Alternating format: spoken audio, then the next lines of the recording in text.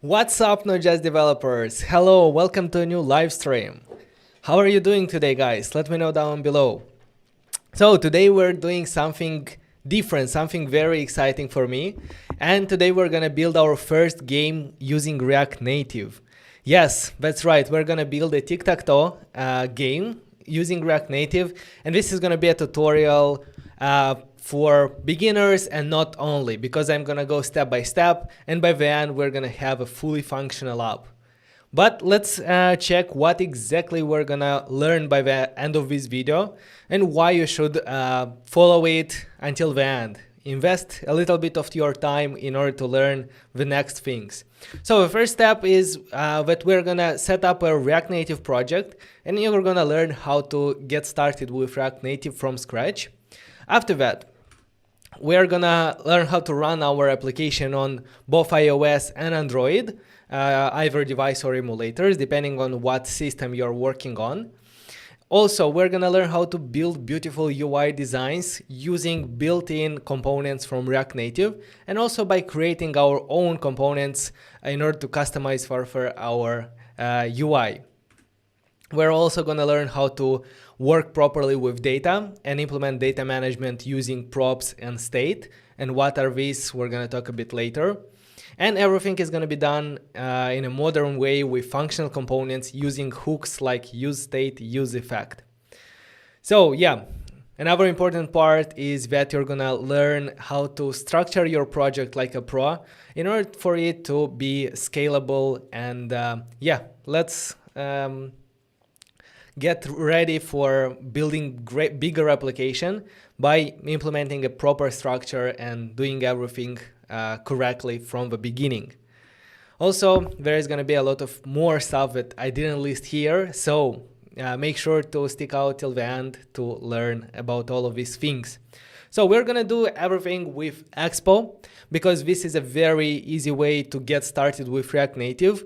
The environment setup is very minimal, so that's why I chose to do it with Expo and also with JavaScript. And the best way to learn a new technology, I always say this, is by doing it yourself. Don't watch this video like a Netflix show, but get yourself, get your IDE and start coding alongside and start doing a little bit more always than I show you here in these videos. So if you want to follow along, you would need the asset bundle that I usually prepare for you guys, and it's helpful for you. Here you'll find the images that we might use throughout the tutorial. You'll find this presentation, and I'll also include the source code there. So follow the link down in the description, assets.notjust.dev/tic-tac-toe, and you'll download the asset bundle. As well, you need the Expo environment set up. If you don't have it already set up on your system, check out the video on my channel that I did recently that shows you and explains step by step how to set up Expo on your machine. So if you're new here, hi, welcome. My name is Vadim, and on this channel I'm sharing with you my experience, my knowledge, and my journey as a software developer. And more specifically, I am teaching you mobile development, full stack mobile development with React Native and AWS Amplify. These are the main two players, but we're learning a lot of other technologies as well. So if you're interested in that, make sure to subscribe to the channel down below, somewhere there or here. And yeah, this would mean a lot to me. I know that more than 95% of people watching this video are not subscribed, which yeah, is quite a big number. So destroy the subscribe button, it's free. And yeah, we can get started. Let's roll the intro.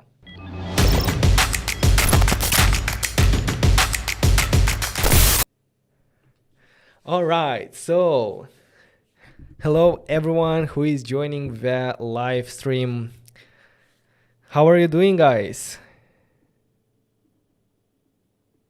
Hello, Akshay. Hello, Hari. Abdul. Hi, guys. How are you doing?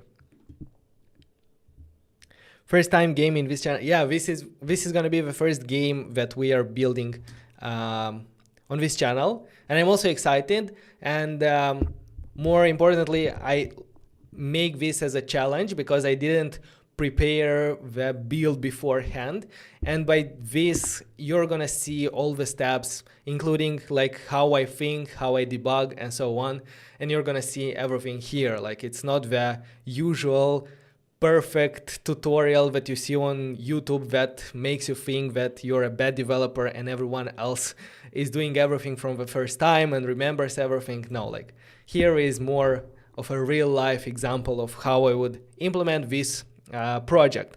So yeah, with that being said, let's open our terminal. Let's go here. I'm gonna make it a little bit bigger so everyone can see. And I'm gonna open a folder for my projects somewhere here. Okay, in this project, let's start by initializing our expo project. To do that, we write expo init. Then the name of a project, let's name it Tic Tac Toe, and then enter. There is a new version of Expo CLI available. I'm on 4.12, there is 4.13, so I'm gonna keep working as it is right now, but if your version is very different, or if you just install it, you don't need to do anything. So for the template here, let's choose a blank, a minimal app as clean as an empty canvas. Yeah, that's what we need. The first template here, like choose it and then press enter. And then we're gonna wait a couple of minutes until Expo downloads all the JavaScript dependencies and sets up our newly created project.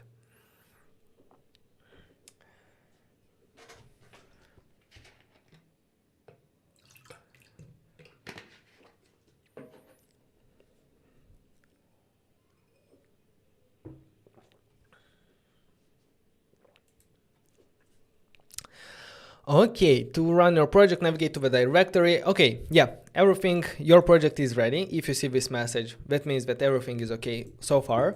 So let's open Visual Studio Code or any other editors of your choice and do open folder. Let me search the folder that I need. And here, Tic Tac Toe. Open. Yes, I trust the offers, and zooming a bit. All right, so from here, the first step that I want to do is to open a terminal that you can open from the top toolbar, pressing terminal, new terminal, here. And let's run our development server by doing npm start. This should open a browser window with our Expo development tools. That's here. And from this window, we're gonna manage our application. We're gonna run it on our emulators, and we're gonna see our logs. In this situation, I'm gonna run it on an iOS simulator that I have ready here. In your case, if you don't have any simulators, emulators set up on your system, you can easily run it directly on your phone by scanning this QR code. The QR code that you get, because in my case, you're not going to be able to run it as my connection is LAN. So only the devices connected to the same network will be able to run the application on a physical device.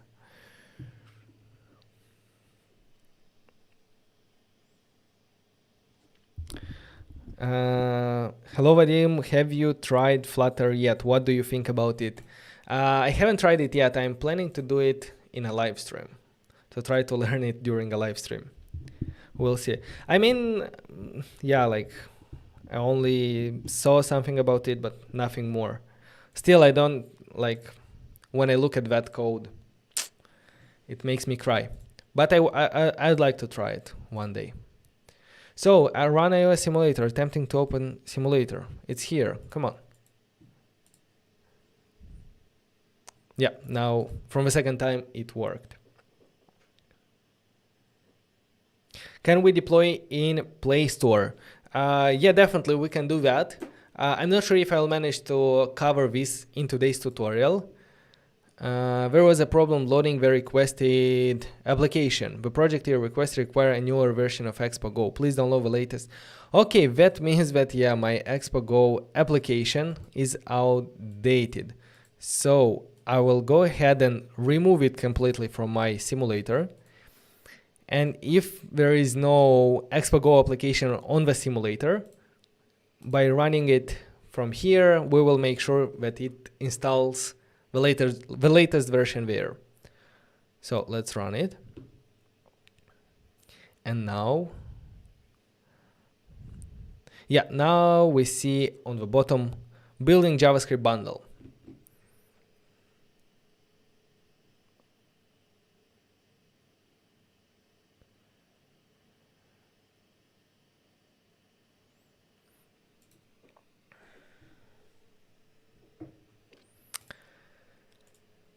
All right, so here we have it. That's it. Our application is successfully running. Now, if we go back to our source code, come on, where is it? Here. Let's close the terminal. We don't need it at the moment. And yeah, let's see what files do we have. The most important file here is app.js because this is the entry point for our application. This is where everything starts. So here you see that text open up.js to start working on your app. If you change the text to hello world and save your project, it automatically reloads in our simulator and we see the message hello world here. All right, so we're gonna do most of our work here in our app.js, and later on we're also gonna declare some custom components that we will need and so on. But yeah, assets. I saw the assets folder and I remember that I have prepared some assets that includes like the background for our application. So let me find it and grab it in our project. Live streams, assets, images. And I'm gonna grab here the background of our application. It's gonna look very minimal, something like this. Okay, so yeah, before jumping into it, let's look at our app.js and see what is it composed of. First of all, we see the body of our component, of our of our application component, and a component in React and React Native is just a simple function, a functional component. A function that the only requirement of this function is that it should return some JSX. And here what we see is our JSX. It looks very much similar to HTML or XML, and by doing this, yeah, like we by returning our JSX, we render something on our screen. In this case, we have here a text that displays hello world. At the bottom here, we have our style sheet. And in React Native, we style our components using styles in JavaScript. So there is no CSS, there is no other types of styling. It's as simple as a JavaScript object. However, there are a lot of similarities with CSS when it comes to naming. So for example, background color in CSS would be background dash color, background dash color. Come on. So yeah, like everything from CSS, almost everything, all the properties from CSS you can write in React Native. But you have to do it with camel case. What else is important here? Yeah, the other things like we are gonna pick up while we are doing it. For example, now I would like to render our background as a like background image. I want to render as a background here in our application. So to do that, first of all, let's import the image background component and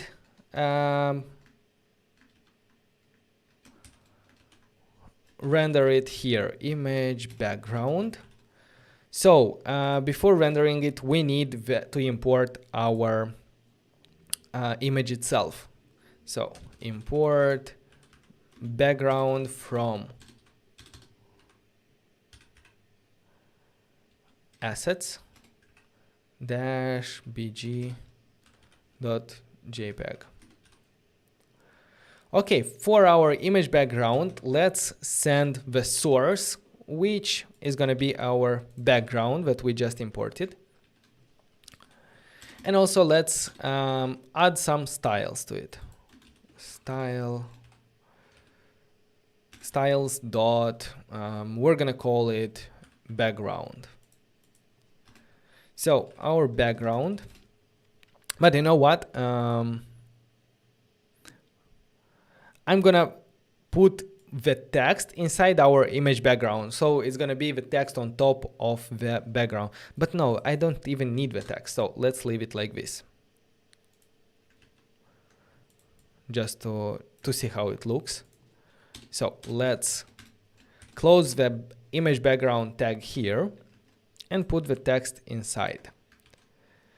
I already see there the background because we have some text inside it, but we want it to be full width and full height of our page. To do that, we can say that the width is going to be 100% of the screen and the height as well 100% of the screen. Save. Okay. Is there.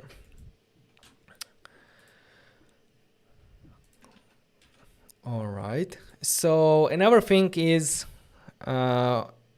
images and image backgrounds has a resize mode.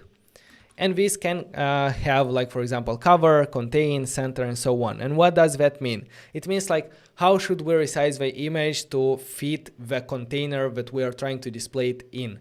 If we say contain, then the image is going to be displayed in full, even if it leaves empty spaces on top, as we see here, or on the sides. If we want the image to cover the whole area, we can say resize mode cover. And I think that this is the default resize mode. Yeah, the cover should be the default one.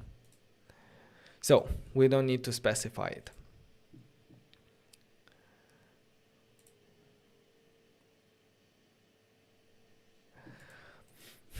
Okay, so we have our image background.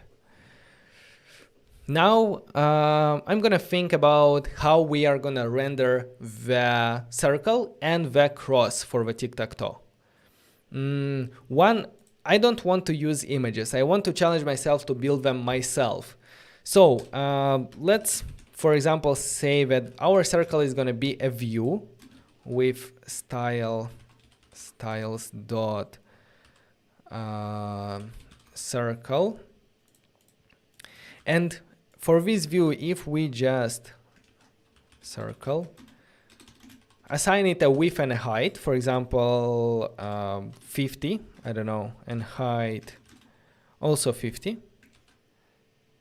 I don't know where it is, but we will also add a background color to better see it, and it can be white. Yeah, it's somewhere there in the top right corner. In order to make sure that it is displayed in the center, I am going to what? Assign the align items and justify content center to our background. And by doing this, we are making sure that we are centering all the children inside the background. Yeah, like this. Okay, it's a beginning, like it's something. We can increase it to 100, like this. To make it round, I'm gonna add border radius 50. Okay, not sure if it's why it's not exactly in the middle. Yeah, weird.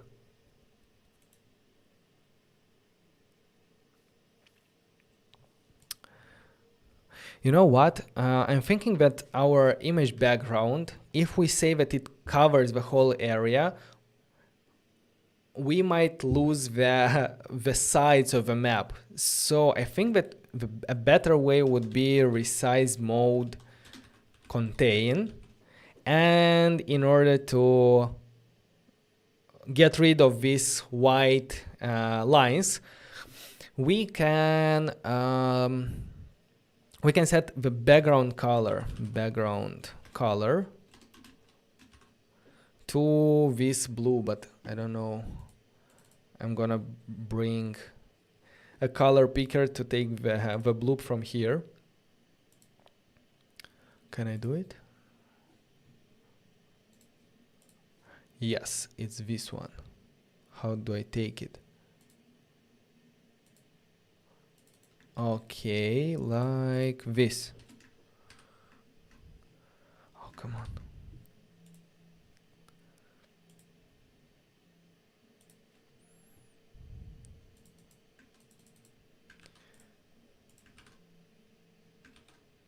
All right, so now we got rid, by setting the background color for our page to the same color as our image, we got rid of these things. I still not sure why the circle is not aligned. I think that the image is not aligned, not the circle. The map inside the image. But that's okay, we're gonna work with this circle as it is. Or we can add some padding top to our background, like 20. Yes. Okay, width probably 75.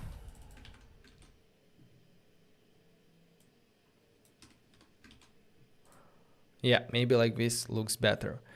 But another thing is that I want it as a, I don't know, a shape of a donut. So for that reason, I'm gonna add another view inside this one with styles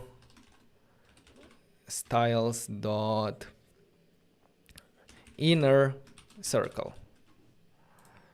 And for the inner circle, we're gonna render a smaller circle with the inner circle. I'm gonna take everything from here, but it's gonna be a smaller one, like 50. And the background color is not gonna be white, but it's gonna be the same as this one.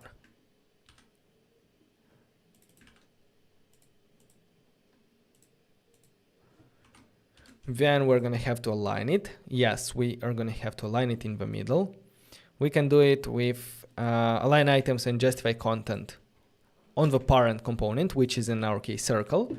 And yeah, like this, we have our donut there. Okay, the donut is done. The next shape that we want to do is the cross. So view, let's do a view with two views inside. Every line in the cross is gonna be one of these styles dot cross line.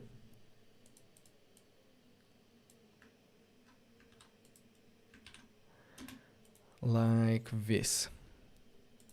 So let's see, cross line. We want a width of 10, height 100 or 75. Background color white. Oh, 75 is too much. 50, maybe better.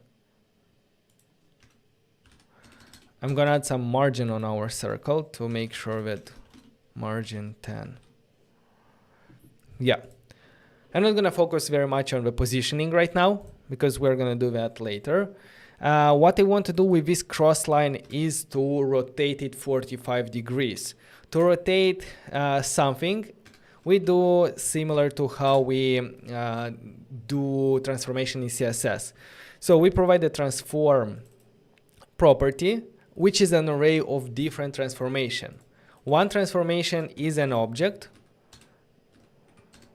if I remember it correctly, and with rotate X, rotate Y. So I think rotate X, I don't know, 45. Rotate in general. Yes, rotate. Oh, we had two of them, that's why. Cross line is going to have a position absolute inside our position absolute because we don't want one to push another from a new line. So like this.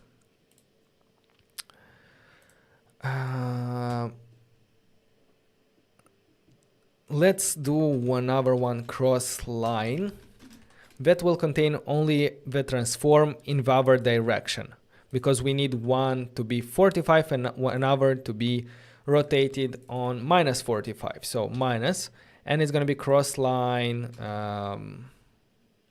2 or cross line reversed, and it's transform.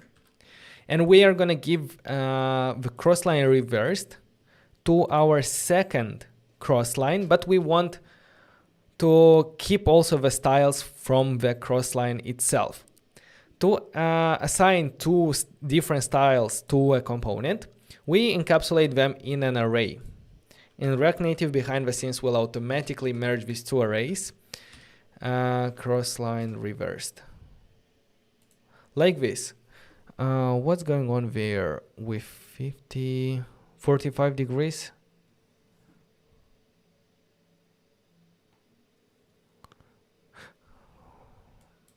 $45 degrees.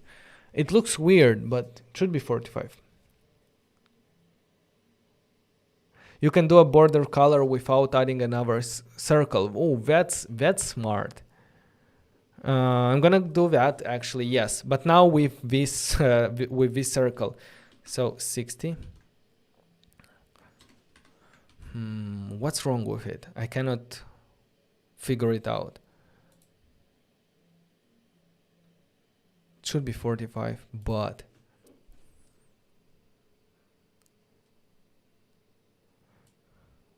if you do 90 here, let's double check that React Native transform.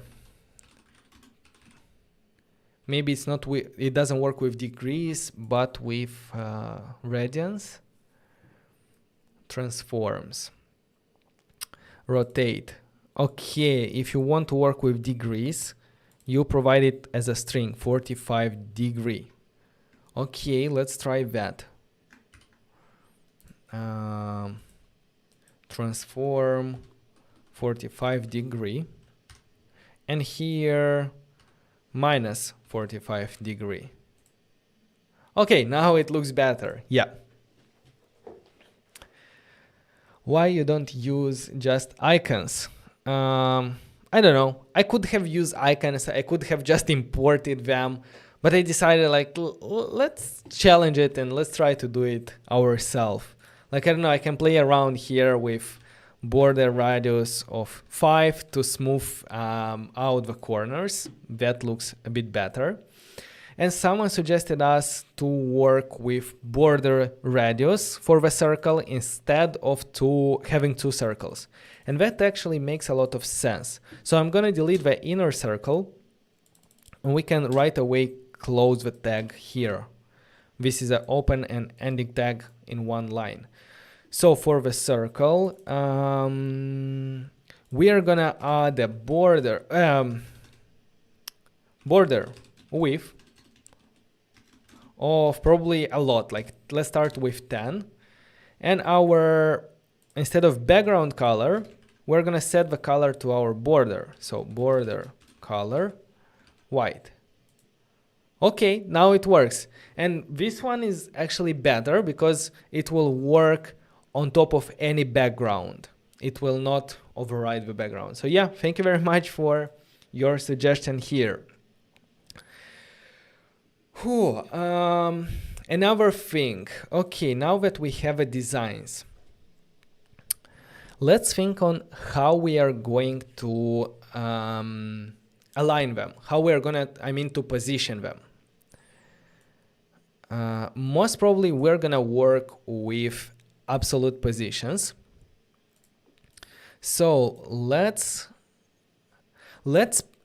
put them inside another container that is gonna be our map. View styles, style is styles.map.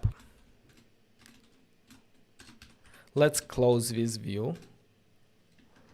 And let's put these two, the circle and the cross line inside the view, inside our map.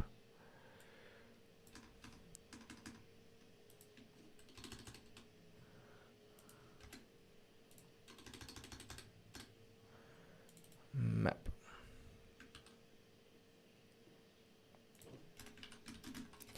For the map, I just want to see the border width of 1 and border color of white. I just want to see where is this map. So it's there, it's not good. We need to play with this map. So let's say that the width of the map is gonna be 80% of a screen. Let's add the comma here. Yes. And instead of providing a height, I will provide an aspect ratio of 1, which means the aspect ratio of this view should be 1, like 1/1. The width should be equal to our height. If you put here 1/2, the width is going to be 2 times lower than the height. So that's why I chose 1. Okay, now we have this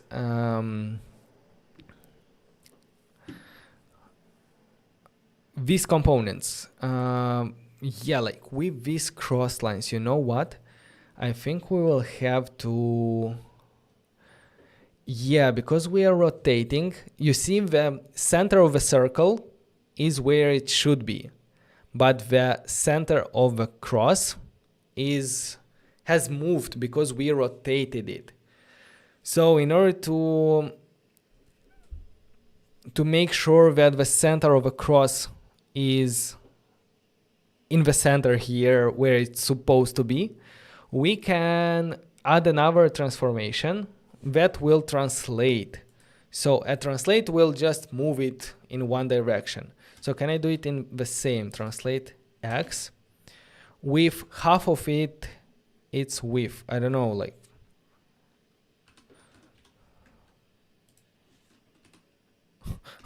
very funny looking. No, should I provide another object? Let's see. And if I translate, or just to translate, you know what? Let me add some style to our component that contains these two cross lines. So styles dot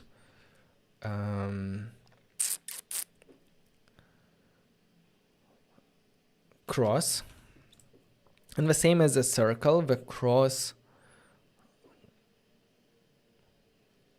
we can delete now the inner circle styles and add here the cross styles. If I add here a background color red, we're gonna see that nothing is there. So I'm gonna make it the same size as our circle, 75 by 75. Yes. And now is the interesting part. Okay.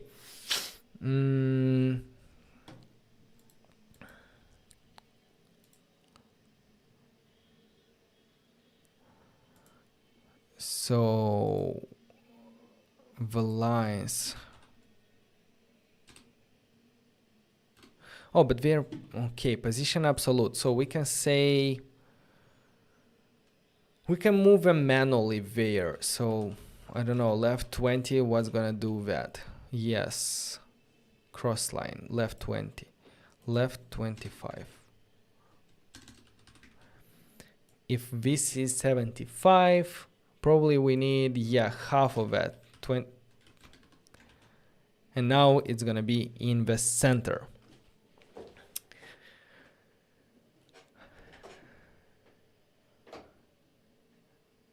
I like it this way, more fun, plus we can learn more.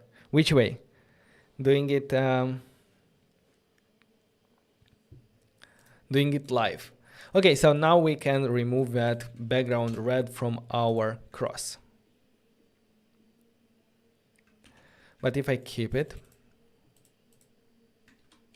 okay. Okay, the positioning will be quite interesting. So, as I said, our circle should have a position absolute circle as well. So, because we want to easily move it around where we want it. So position absolute, like this. And the cross as well.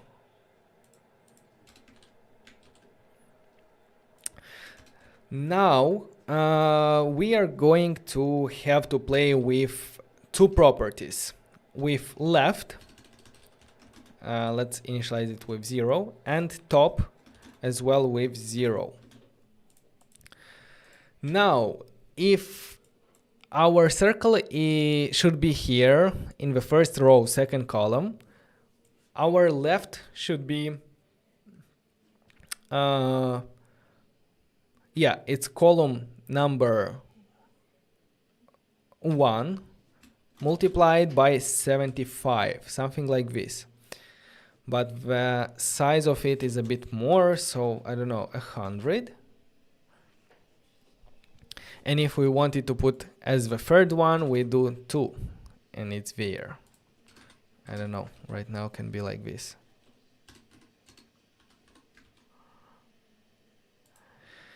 So, like, now we have a formula. Depending on which column it is, we multiply it by 105 for the moment. Like later on, we are gonna think about better ways of calculating the position, I mean this value, but now that's good enough. And the same happens with our top value. We move it on the last row, for example, if we multiply it by 2.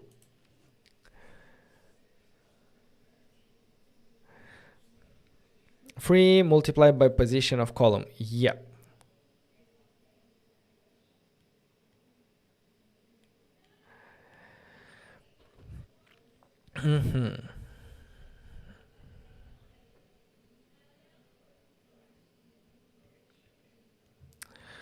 Okay.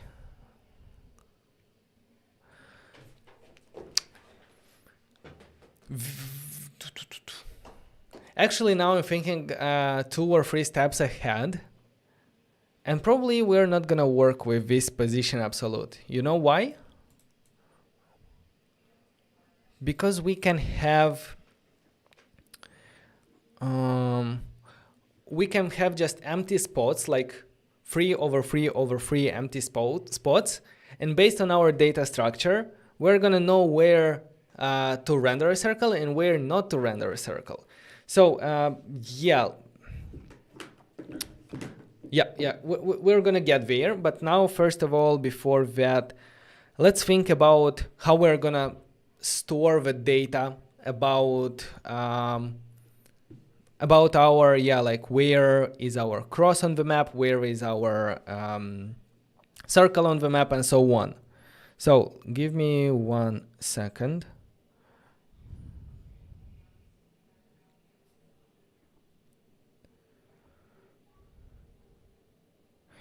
and we should see something here. So basically the way our map is created, which is like this, it looks, I'm gonna do it like this with full tables.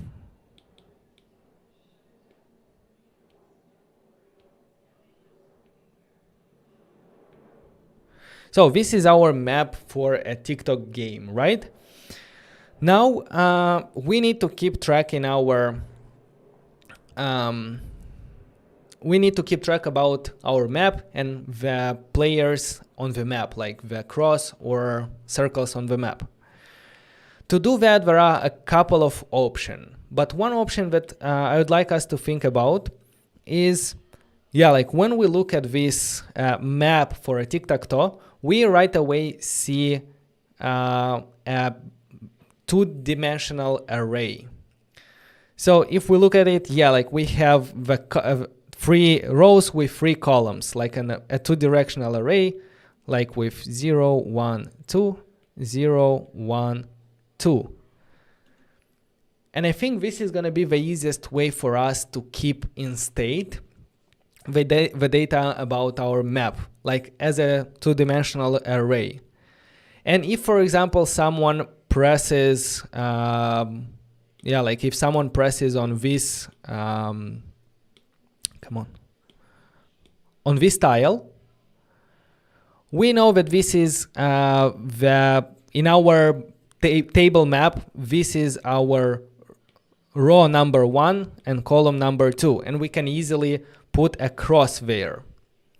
And after that, like if someone puts something here, we know that it's row number 2, column number 0.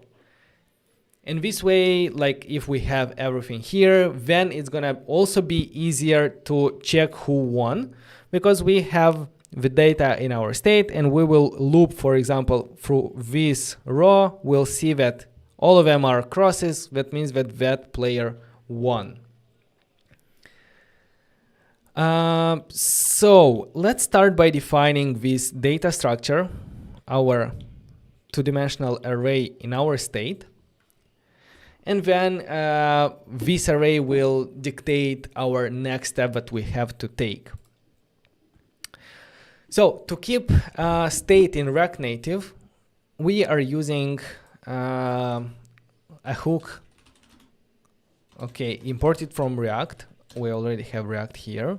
The hook is called useState. So let's define here our map. Const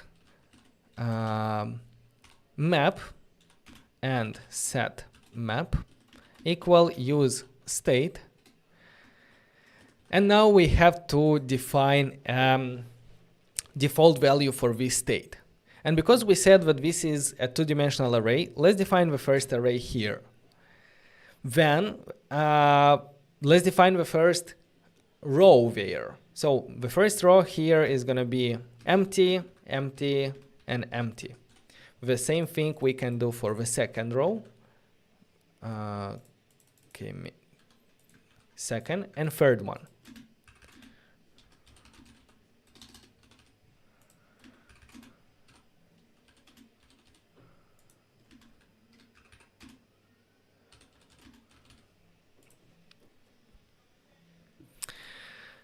Now, whenever a player will choose a spot, then we're gonna set in our state, for example, an X. Here we can say at an O, here an X, and here an O. Let's keep it like this. Now, we need to loop through this map and properly render it on our screen. So that's why, as I said, that most probably our circle and our cross are not going to be, they are not going to be absolute position, because we can render 3, for example, empty views on the first row, then 3 empty views on the second row, 3 empty views on the third row. And only where there are something, we're going to display inside that view. So if we think about it, we don't actually need absolute position. All right, but before that, I'm going to comment out this one. Yeah. And let's loop through our map. It's gonna be a bit challenging to loop through it because it's not a simple array, it's two-dimensional array. So to map through it, we're gonna do, it's weird because it's map.map. This is our, game map. I don't know, I can call it a game map, but yeah. Map.map through each, come on. We're gonna map through each row.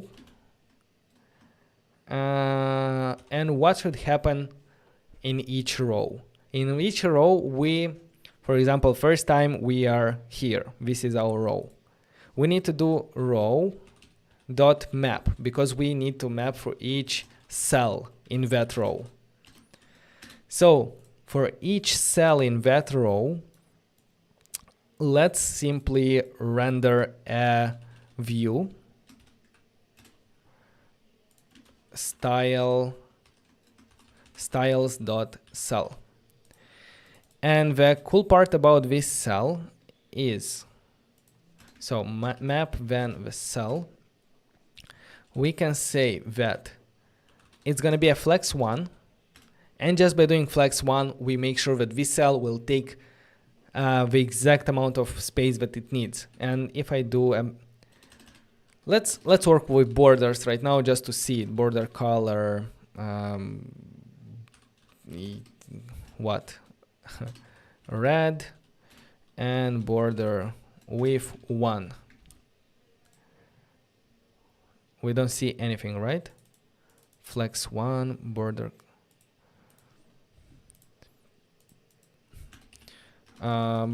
Just by saying width and height, will it work? No. Border color, red 2.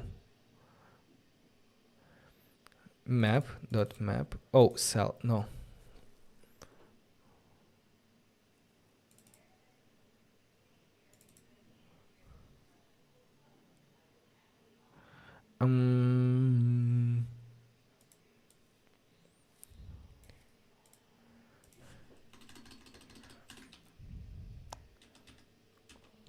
What's happening here? Border color, border width, and we still don't see it. If I simply add there a circle inside, it's still not visible. I should have made a typo, right? Map will loop through each row. Oh, because we are not returning it. So let's replace the curly brackets there with like this and remove this one. All right, yeah, now it works.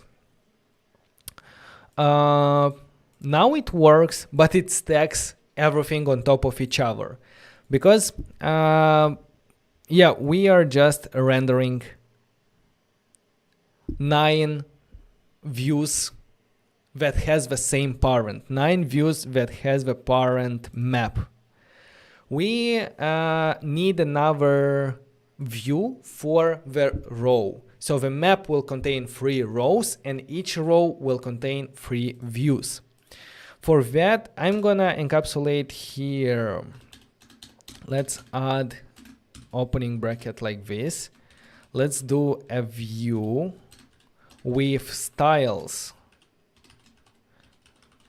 dot row.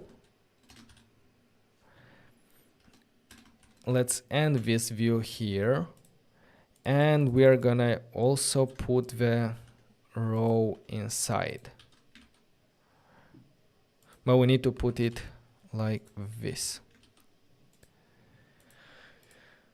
Okay, we need another curly round bracket here, and what happened now? So view style row, map row. Let's do it like this. A map will have rows. Rows will have a flex 1. Okay, but rows will have a flex direction of row. Boom, now our cells are properly rendered.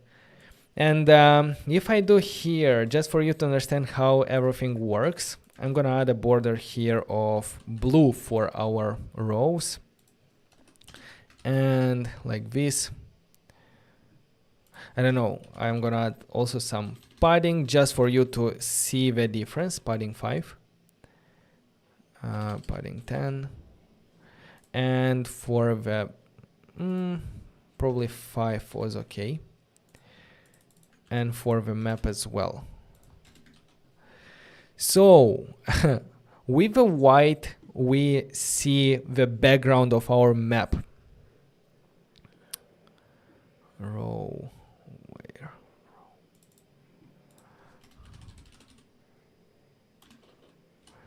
I'm gonna do with margin just for you to see also vertically, the vertical margin.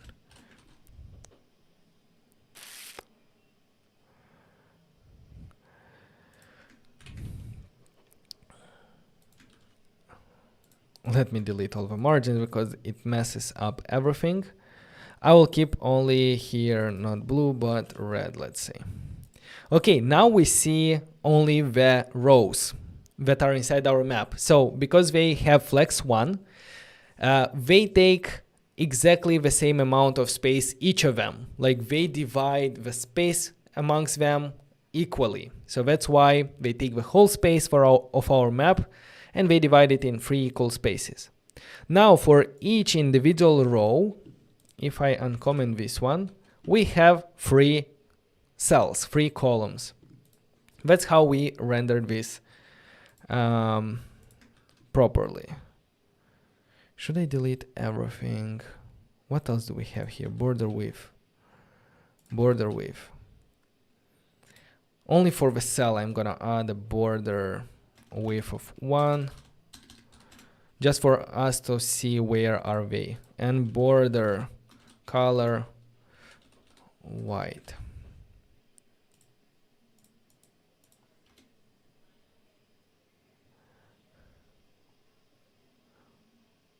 Yes.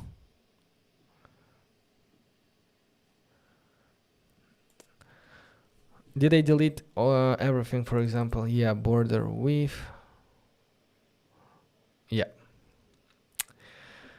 Okay, now that we have the cell here, we can decide what we want to render inside. If we want to render, for example, a circle.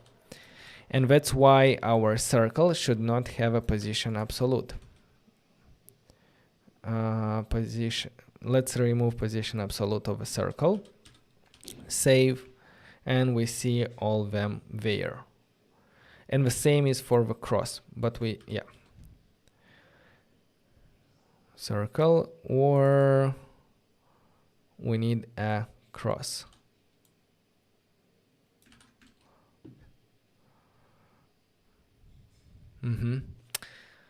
Yeah, probably we're gonna work with styles a bit, but there we have them.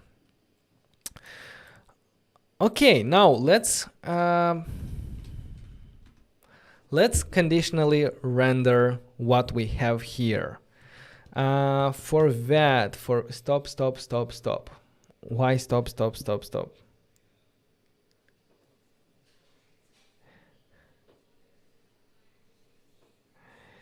Flat list. No, we don't need a flat list here. Data is mapped. Is not mapped. Yes, I think you were talking about the issue that I had there. Yeah, that is wrong. Why that is wrong?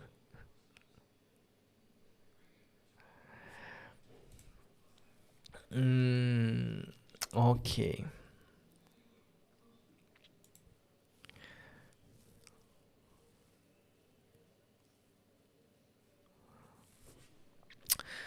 All right, so the next step, based on the cell, which will contain either an X or an empty string, we should decide what do we want to render there.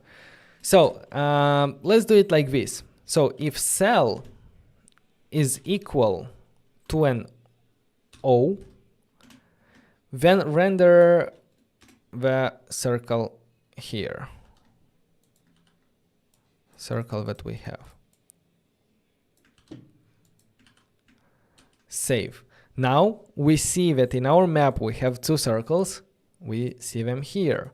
If I edit one here, I right away see it there.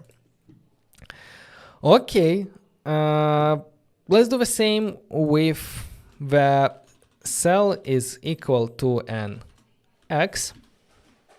Then render this part that we commented out. Okay, we see them. What's up with our circle? So for the width and the height, now I can go with a simple flex one because the circle is inside our cell. So yeah, that's good. And the same for our cross, flex one.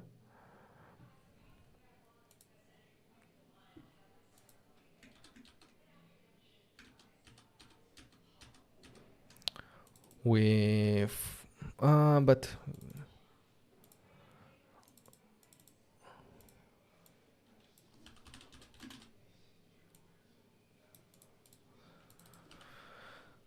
if I do flex one on this one, no, I'm gonna, for the cross, let's say that the width is 100%, height is 100%,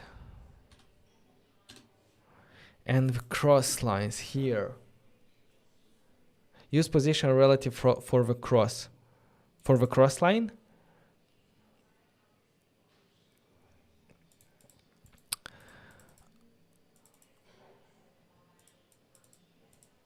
Position relative.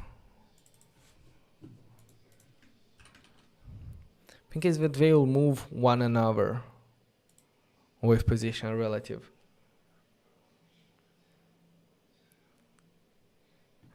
Yeah, that would be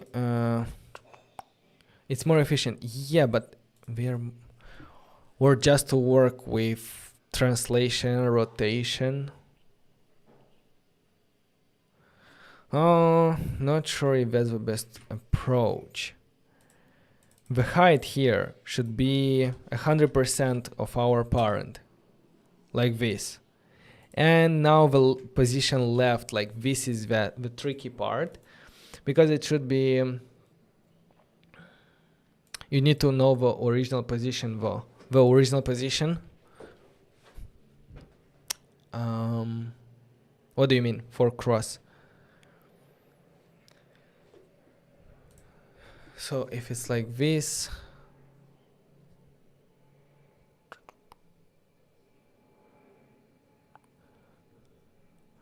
I cannot do left 50%, right? Left 50%.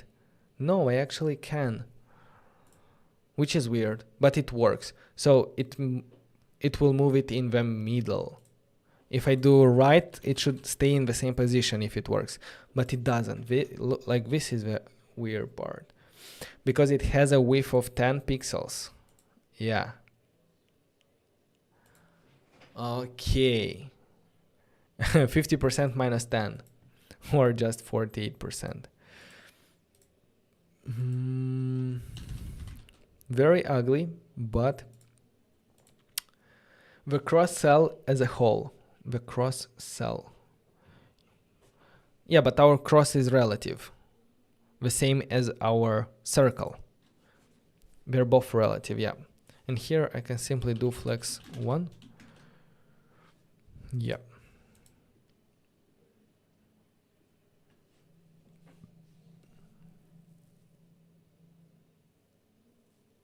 Just add padding for each box padding. I don't know how that would help. But yeah, like right now they work properly. Okay. So what do we have right now? At the moment, having a map at data with our crosses and so on, we are able to see them on our map. Perfect, we are rendering the map correctly. Now, the next step is to detect when we press on the map and then to update our map in the state. So how do we handle onPress events? For that we have a pressable component in React Native, so let's import pressable. And pressable is the same view, but it has a property onPress that we can send a function which is going to be called whenever the user clicks on that view. So let's replace our cell view from a view to a pressable. It will still work the same, it will still display in the UI the same, because pressable is very similar to a view. But now we can say onPress is gonna call a function that we have here, onPress. onPress. Like this, a function that is gonna call onPress. But here we can do console warn abc hello, and if I press on something I see hello. That means that it works as expected. Now we need to know, in this function we need to know on which item it pressed. One way would be to send what? To send the cell here, but in this situation the cell is what? The cell is a simple string. So we will know that it's an X or it's an empty string. But we need to know the position. Where is that cell in our on our map? Which row and which column? To do that, we will take, besides the row and the cell, we will also take their index when we are mapping. Because when you map, the first parameter is the item, but the second parameter, if we do row, comma, row index, this is going to be the index of this row in the map. So first time it's index 0, second 1, third 2. The same thing for the cell. So column index. So on press, let's send row index and column index. Here we can say hello, row index and column index, but we need to make sure that we define them here in our properties. So if I press on this one, hello 0, 1, row 0, column 1. Here is going to be 2, 2. Hello 2, 2. Row 2, column 1. Perfect. So now we need to update our map with a new circle or a new cross. First of all, what I want to do here, I want to check if map at row index and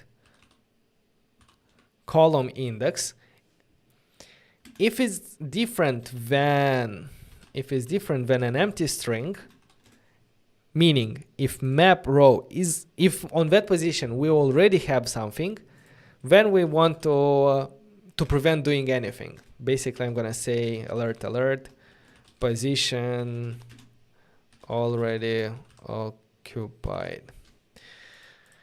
I'm gonna use a simple alert from React Native to, if I press here, position already occupied. If I press here, nothing happens because we didn't implement.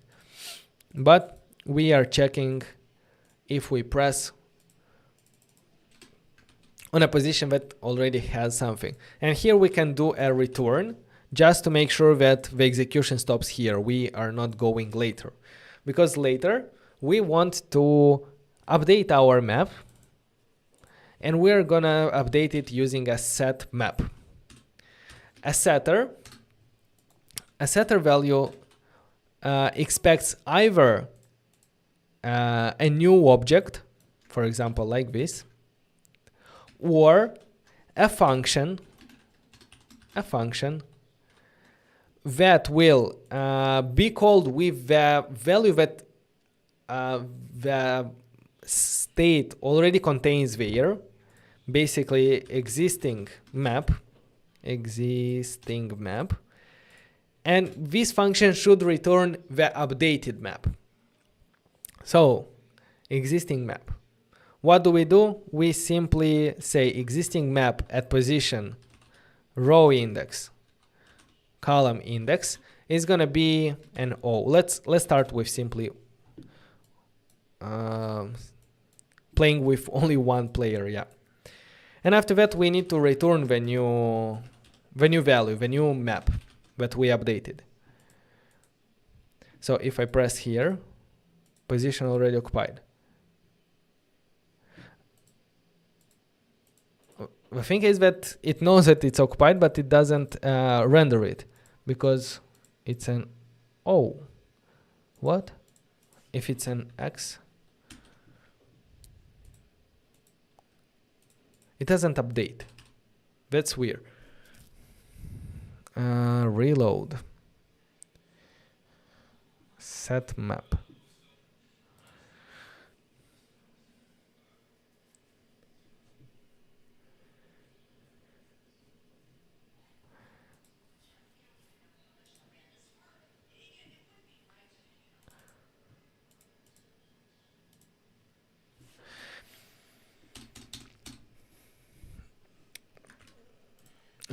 Let me run on iOS here.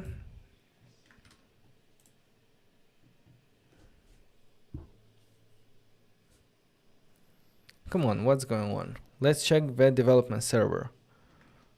Everything should be good here.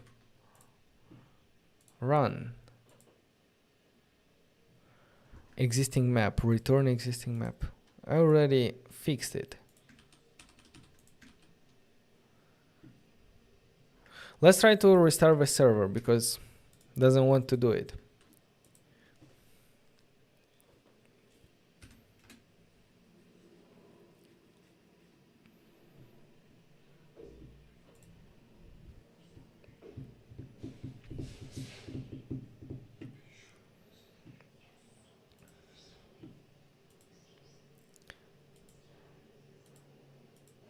Okay, we have the same issue.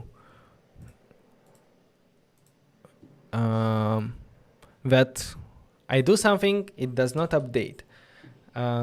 That's weird.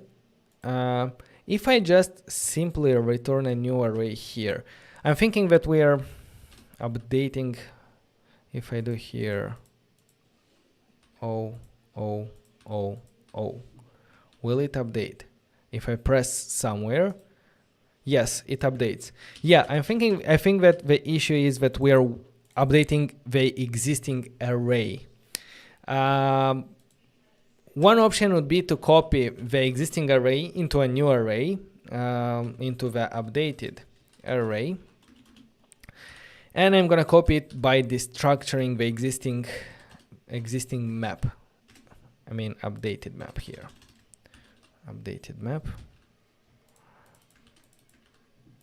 Updated map.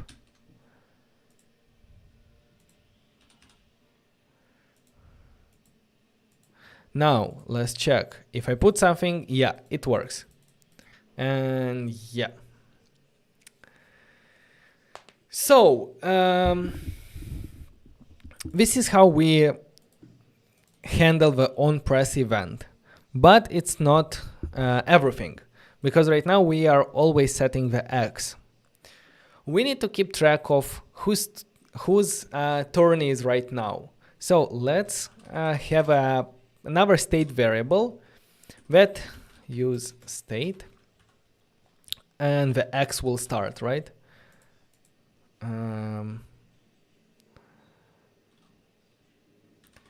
Current turn. I couldn't think of a better name, but set current turn is an X. Let's, when we update the map, we're not gonna set hard-coded value X here, but we're gonna set the whoever is the current turn. Come on.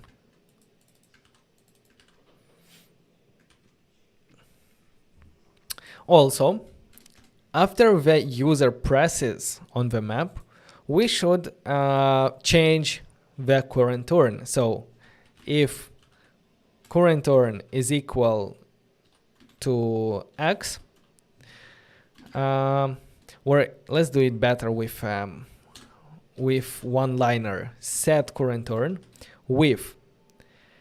Here we're gonna check if current turn is equal with an X, then we are going to change it to an O. Otherwise, we're going to change it to an X. So if I press here, should be X, now it should be O, then X, then O, and so on. All right, that's how we implement the switching of turns. So 1, X, O, X, O, X, O, X, O, and so on. All right. So what would be the next step? Now, you know what? I can delete the border colors and width from our cell. Save. And for our map as well.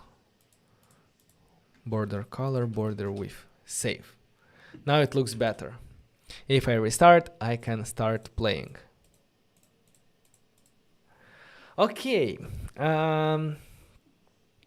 What's the next step? The next step is to check the winning state. After every turn, we need to check if someone won the game, right? So let's implement a function. Const check winning state. Equal, we are not going to receive any parameters because we are going to work with our map from state. What are the possible winning states? Let's, 1 second.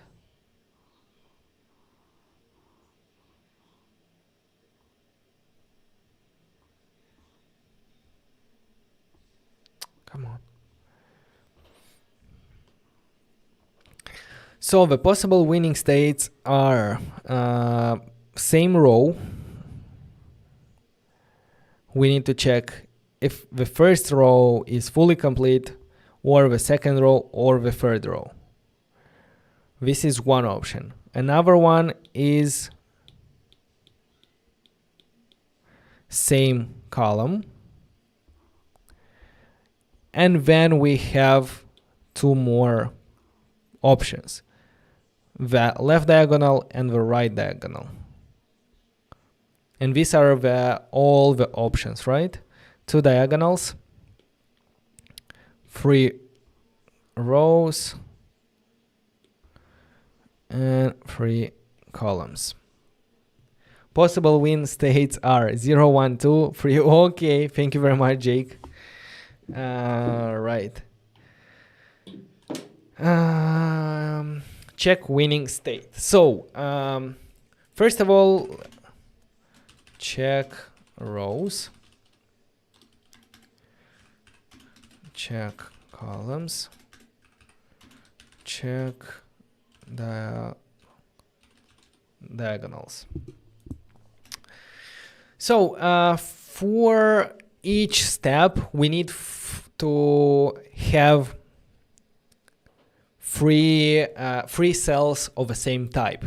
So for that reason, I'm gonna do a for let I equal 0 until I is less than 3, basically 0, 1, and 2, I++.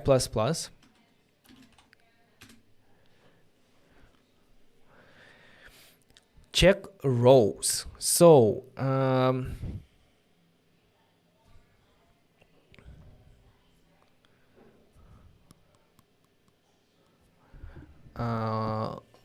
check rows.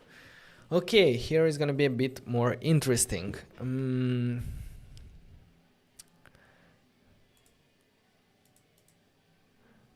Check rows.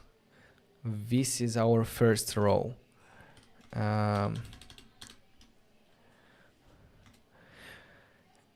Now inside the row, inside one row, we will check if here we are gonna use some JavaScript array methods. So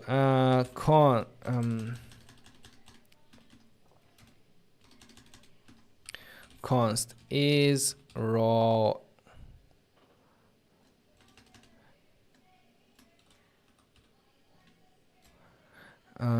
is row, I don't know, full of X.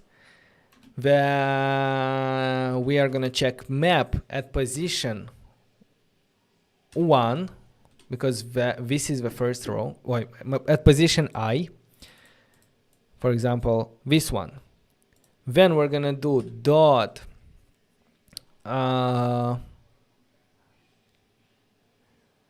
think there is every cell should be n equal x.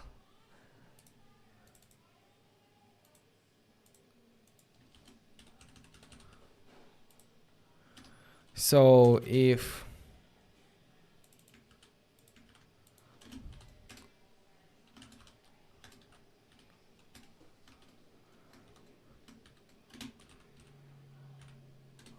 x1 and row, let's say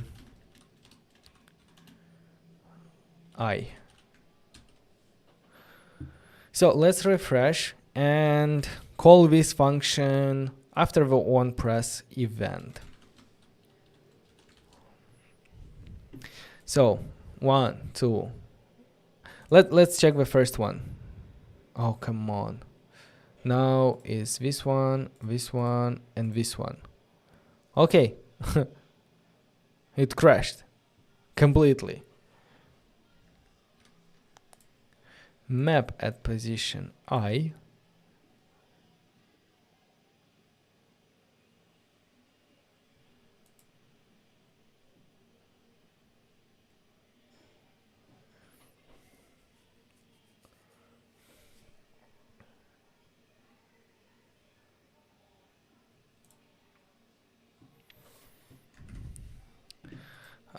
What happened with our application? It crashed.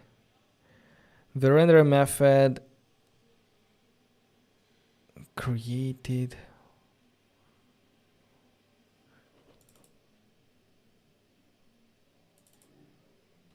what happened there?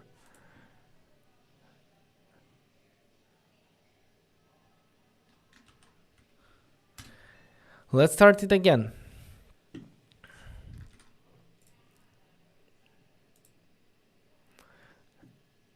Run iOS simulator.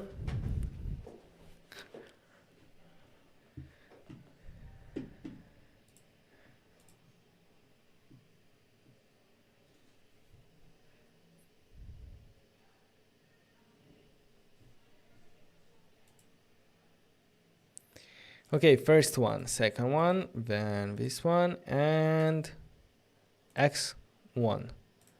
But what happened there? Why it crashed?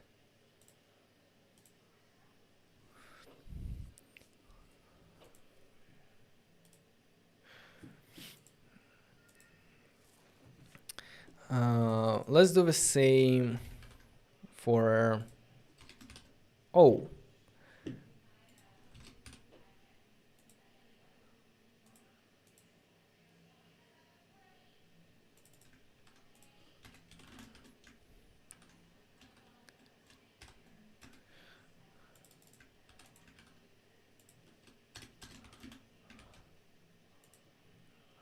Okay, we have for the rows. For the columns, it's going to be a bit different,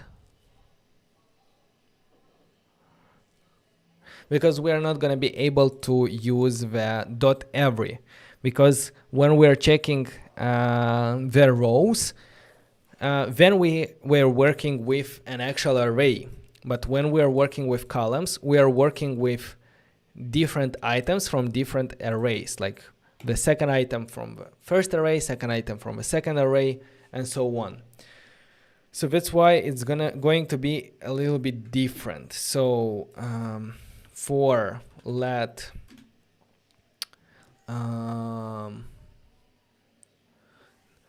so here we're checking the rows, now we're checking the columns. That's why we need to loop through the columns. Let's use let column equal 0 less than 3.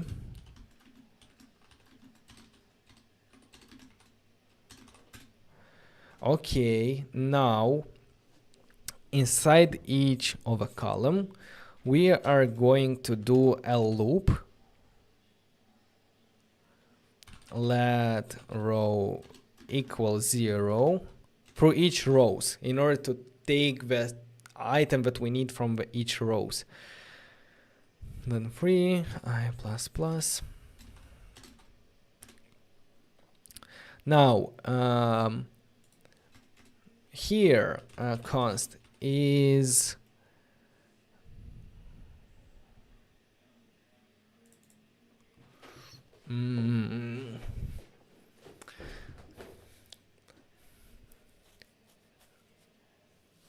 you need to index each element of that array.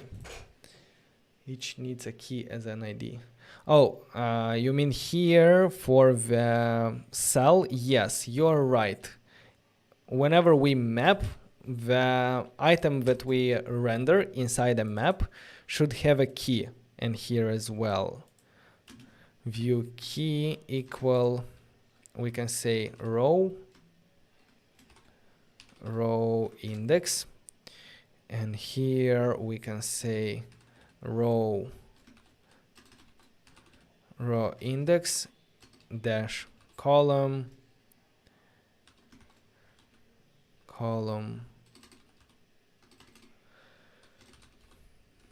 The thing is that with the key is that we need to provide the keys as unique values.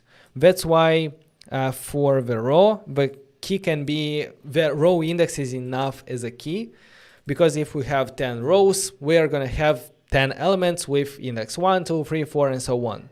But for the cells, here we're rendering a cell, just the column index is not enough. We need a combination of row and column index to be unique. So that's why I added both of them here. Okay, so let's continue. Check columns.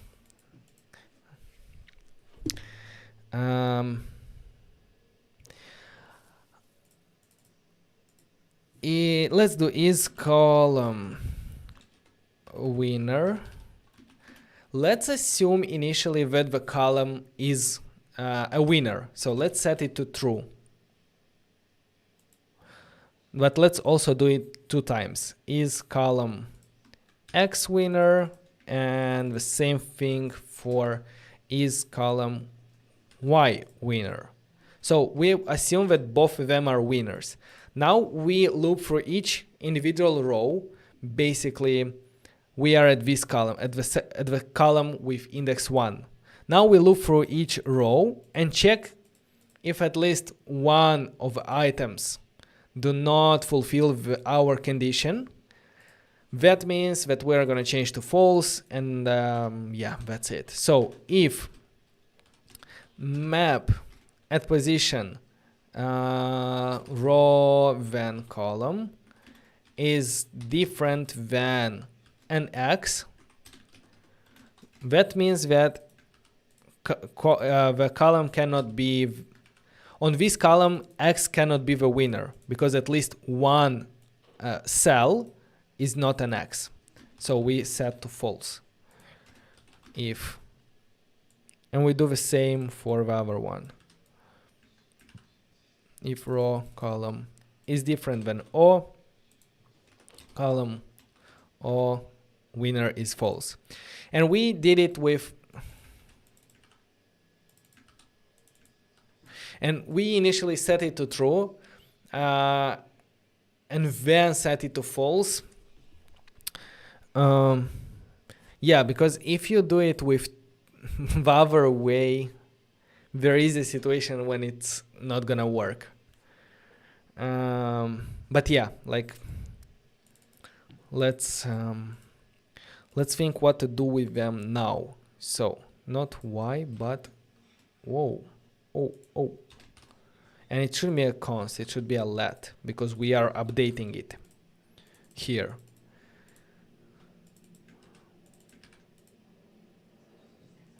Now, after this for loop, we need to do the same checks as here. Is row winning, is, but not row, but column. Is x1 column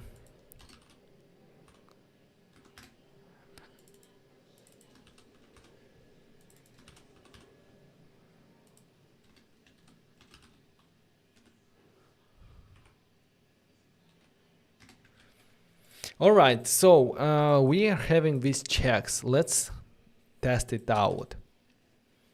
Replace I with row and col. Oh. Thank you very much. Thank you very much. Yes, that's right. Wrong, it will be logically wrong. Can you elaborate there? Because I might edge test cases. Can you give me a map that will fail? Because yeah, like it might be wrong, but let's see. Okay, let's do it like this. Can find variable column index. Okay, not column index, but just call. And here call. Okay, let's restart again. I don't know. Can find variable. Blessing from India. Thank you very much.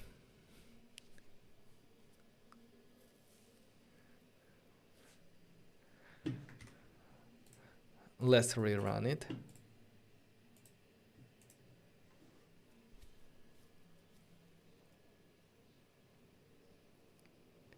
Okay, 1, 2, 1, 2. Here, x1. It works.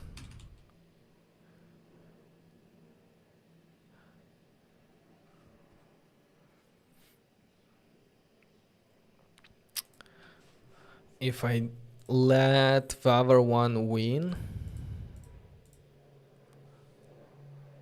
it crashes. Why it crashes?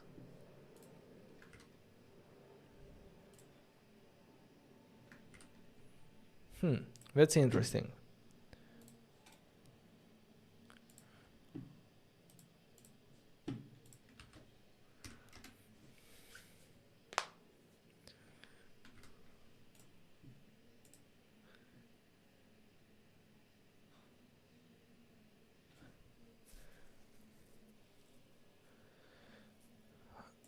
So in case this one won, the application crashes? Let's think. So check column.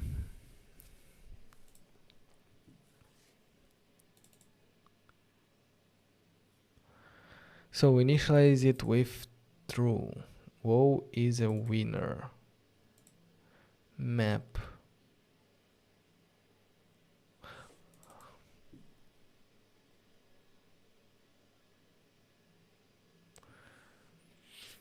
But where?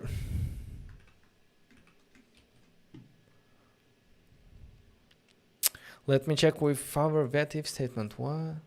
Is it in this if statement? If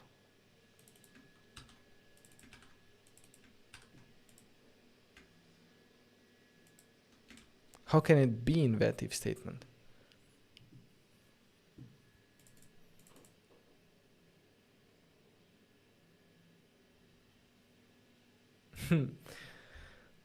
Okay, let's debug.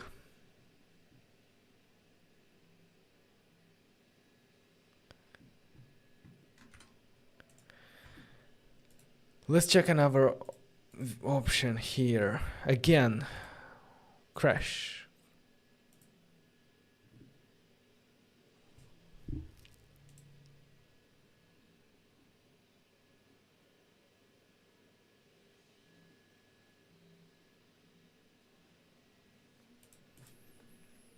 Very weird because it doesn't show any logs.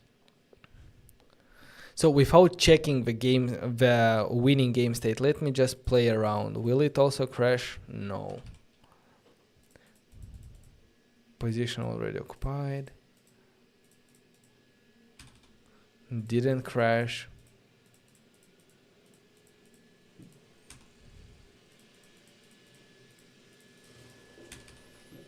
Didn't crash. Must be something with checking the state here.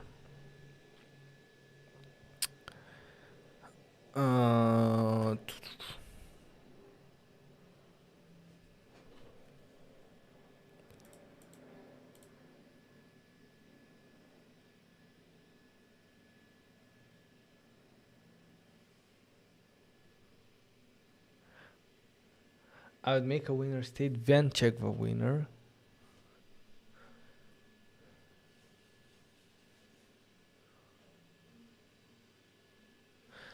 How does this map iterate through multi-dimensional array?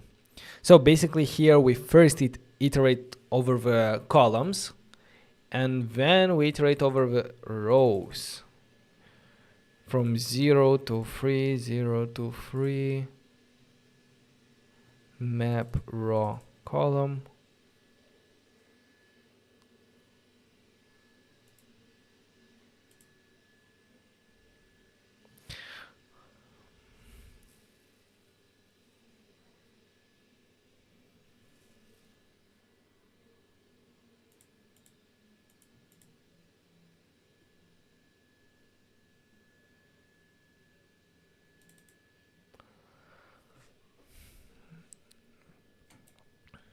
Where do you think is the issue? On the first part? On the rows? Let's see. Oh, come on.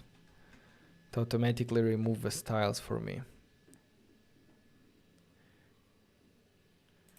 So let me comment out the check rows function and try the same thing here, x1.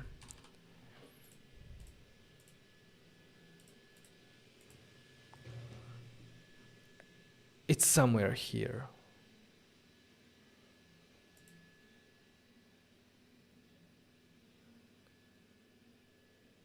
Maybe because it tries to do 2 times. So if I do here break, because I want to stop the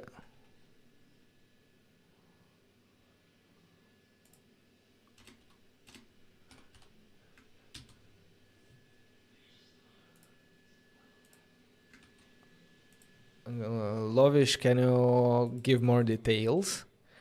So if I break here,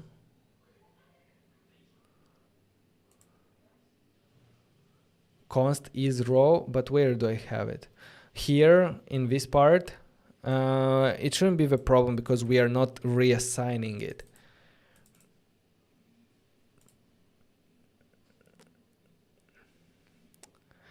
Hello, Yusuf. Hello. Run iOS.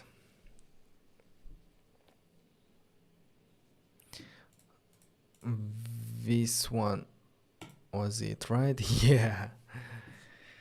Oh my god. If I put it inside a try catch, will it give me the error.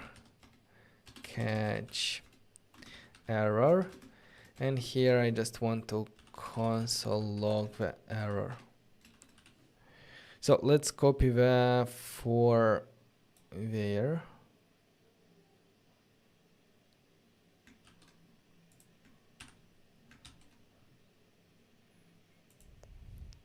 And try it again.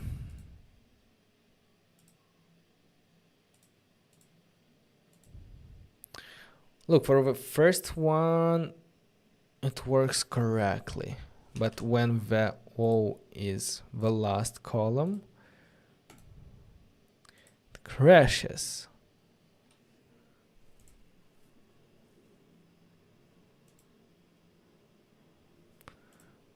What if X is there? The same. Oh my god, it's so annoying. But that's what we have to deal with. So the problem is with the third column. The third column.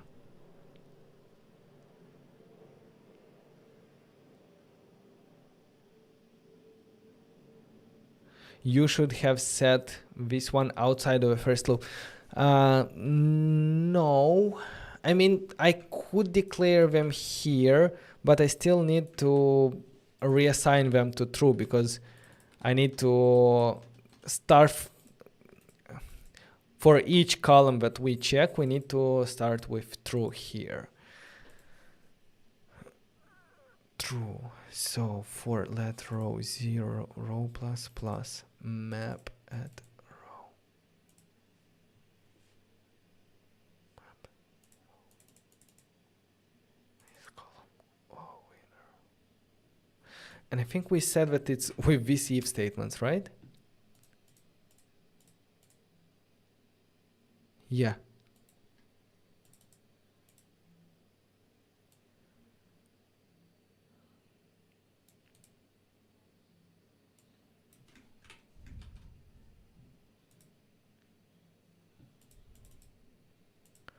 Is it something with alert? Yes, yes, yes. I know what's the issue. I do not have that sounds, but oh my god. No, it wasn't with logic. Nothing with logic. Logic is perfectly good. And I can do some. You know what's the issue? The issue is, of course, how I'm calling the alert. I'm used that when you're doing console log, when you try to merge two strings, you put a comma here. But in alert, the second parameter is actually the message. So what I wanted to do here instead is to write something like this without a second parameter, but to properly merge two strings. Oh my god. And it's super weird that it didn't tell me the issue. Yeah, that happens.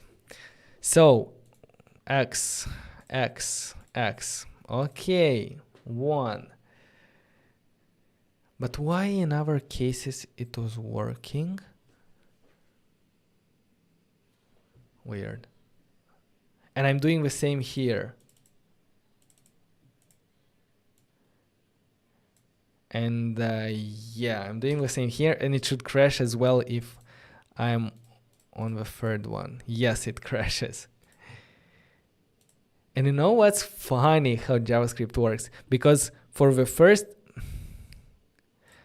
second one, it should also crash. Yes, but for the first one, it doesn't because it's a 0. Like, look, for the first, we're testing for the first one and it's working. For the second one, it's crashing. Okay. Lesson learned.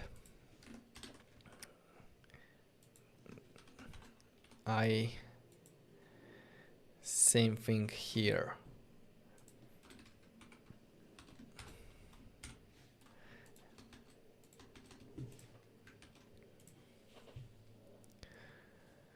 That's not the issue. Alert supports both ways. What do you mean? The thing is that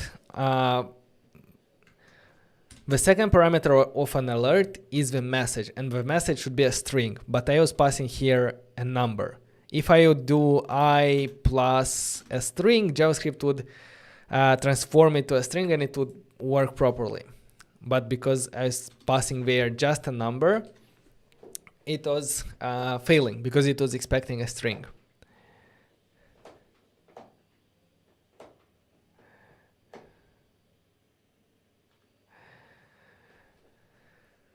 All right, so I'm already lost. Where are we? So we need to check the diagonals, right? So for the diagonals, well, one diagonal is pretty simple because where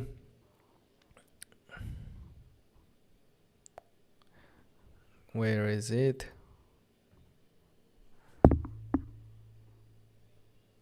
No, not recording, please. One second. For one diagonal is pretty simple. It's this one, where this diagonal, because this diagonal has the same row and column index, basically 0, 0, 1, 1, and 2, 2. So basically we have to do one loop from 0, 1 and 2, and just check if the map at that position, for example I and also I, both for column and row, if they are the same, then we need to consider that this row is a winner. However, for the second one, it's also quite easy, but it needs a little bit of math. So here the row is 0, but the column is 2. But what is 2? 2 is through what formula we can get here to a 0, 0, and here to a 1, 1, and here to a 2, 2. We can get there for a formula of the formula should be length minus column minus 1. So the length in our case is 3. So 3 minus 2 minus 1 is a 0. Here 3 minus 1 minus 1 is a 1. And here 3 minus number of columns 0 minus 1 is 2. So with this formula we also can do the check in one simple for loop. Let's see how to implement it.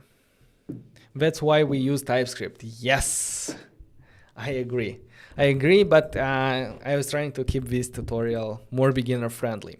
So let's check the first diagonal but we can do both of them in the same loop, but we'll see if we want to do it. So let I equal to 0, I less than 3, I plus plus.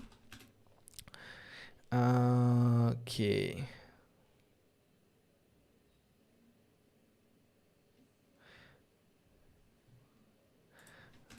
And here we're gonna similarly is diagonal O winning. Then we can check here if map, as I said, to check the diagonal we use the same numbers for the row and the column for the first diagonal. If map is different than an O, then is diagonal winning equal false. Here we initialize with true. We assume that it's true initially.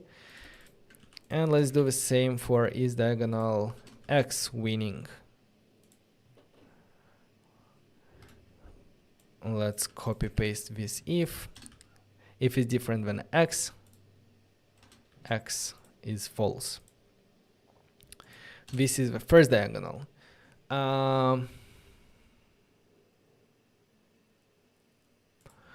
But as I said, like we can do them in the same for loop. So let's copy this diagonal and say is diagonal 2 and here diagonal 1. Here we're checking diagonal 1 and now let's check for the diagonal 2. I'm gonna copy this if statement, and as I said here, the formula for the column is length map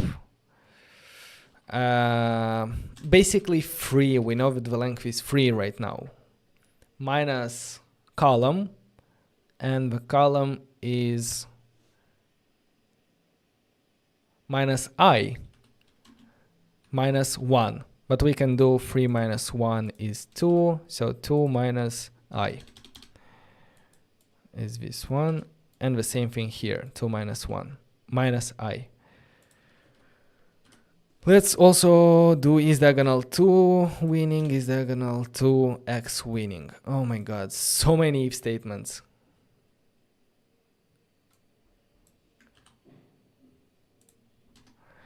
The fun part would be to optimize this because yeah, it's working, but it's a lot. So let's do all the checks. Is diagonal 1 winning? Or 1 diagonal 1.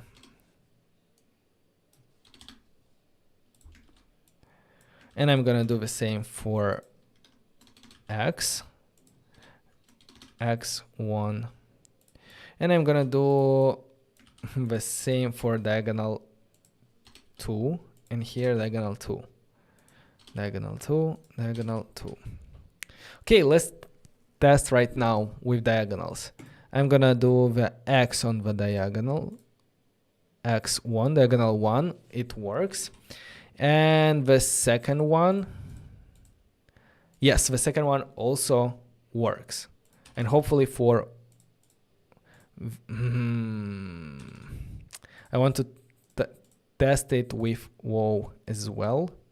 Works.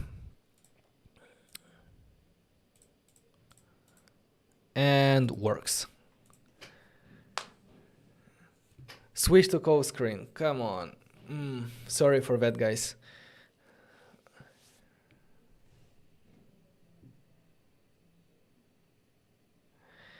So what I did here is just do the if statements. And here the formula became 2 minus I, because we want to revert it to the other side.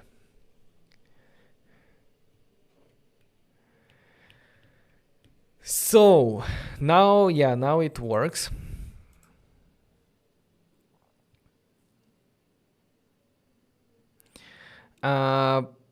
Yeah, like before trying to optimize this code, and I'm not sure if we're gonna get there,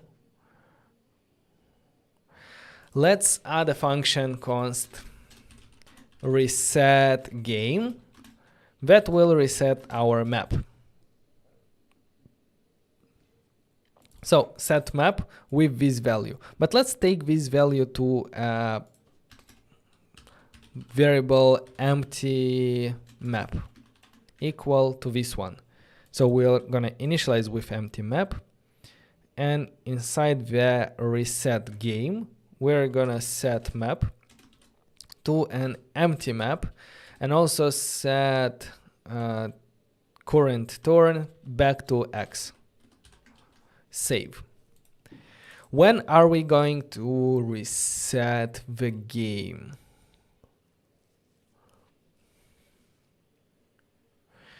I want to provide a button to this alert method, but I will extract the alert to a function because I don't want to change it everywhere.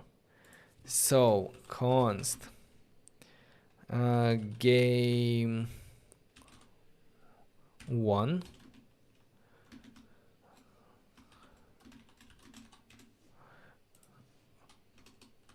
player. Here we're gonna send which player won, and I'm gonna do a simple alert that we are doing already here. So alert game 1. Let's say for the title of the alert, I'm gonna see, I don't know, hooray. For the message, I'm gonna say player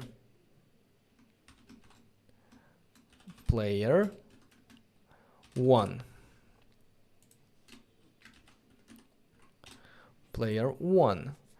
And the third parameter in our alert are the buttons. So this is an array of buttons, and we can say that the first button should be title text, right? Text should be restart. And when we press that button, we're gonna do reset game. We're gonna call this method onPress reset game. So now let's call this game 1 every time we alert. So instead here of alerting, I'm gonna say alert x.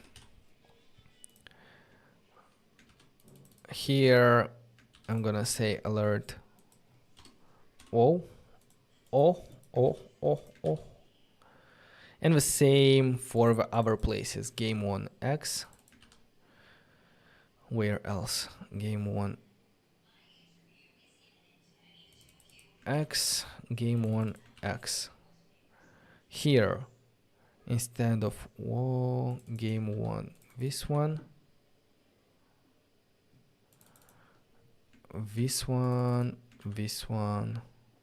and that's it. So now let's check the game 1 state. Restart. And we start from the beginning. Oh my god. Player x1. Yes. Restart. Why didn't restart?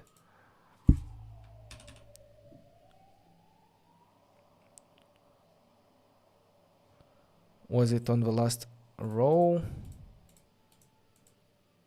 Restart. Hey, Momo. Oh my god, thank you very much for the donation. You are awesome. Keep up the good work. Sending love from USA. Thank you very much and welcome to the stream. Awesome.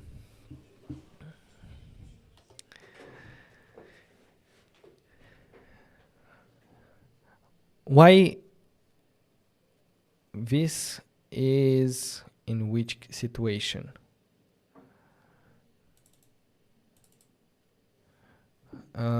Check rows. This one, game 1 x.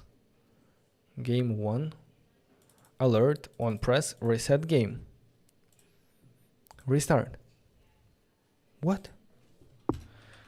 Console warn reset game. Save.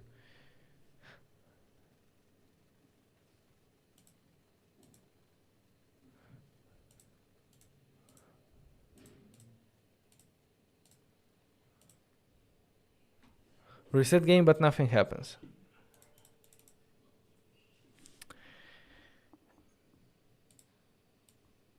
If I do it, if I destructure it in order to create a new one, will it work then? Yeah, probably that was the issue. So, restart. No, doesn't work. Let's copy completely this empty map and do here set map. Save. Restart. Okay, now it will work.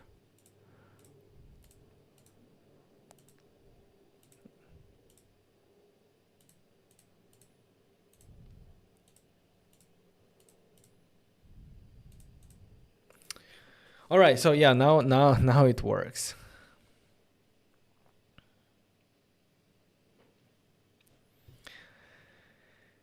Make a stake for the winner and set the winner after you check in each way. Then after you checked all way, use a switch and by each case reset game. By default it will be a tie.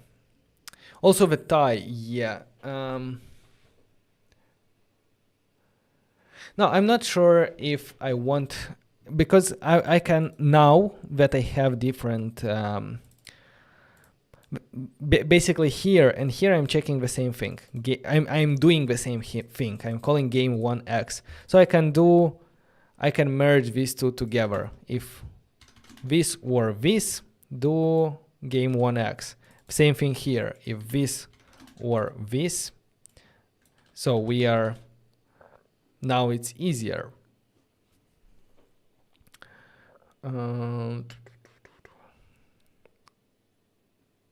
Yeah, basically. And here you know what I can do is I can do, instead of checking twice, I can check once. Is row winning? And I'm just gonna check if it's a winning state. So if every cell,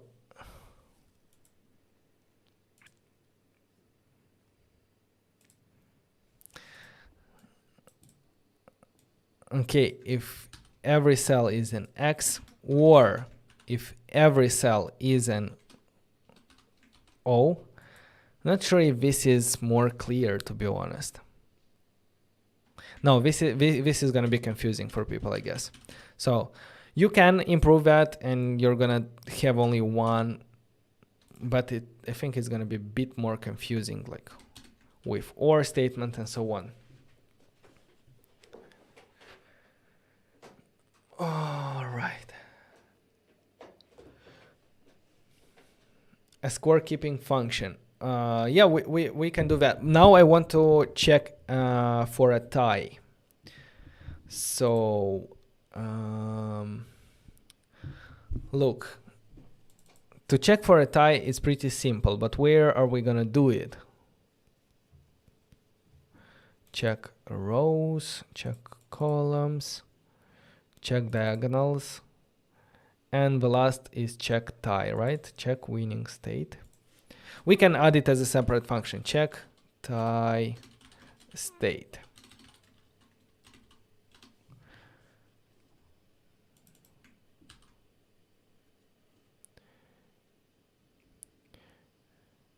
So let's define this function. And here, what do we have to do? Check tie state. We can simply say if there is no empty string in our map, then we can consider that it's a tie. If map dot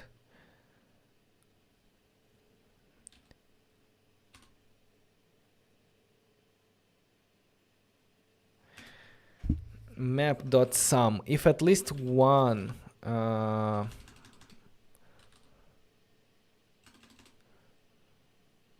oh, this is a row, and then row.sum call cell, and if cell is equal to empty string,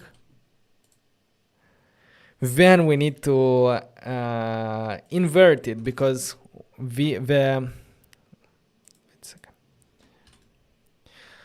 map.sum will return true if at least one row contains empty cell. So we need a reverse. If no cell contains empty state, then we can call I don't know, alert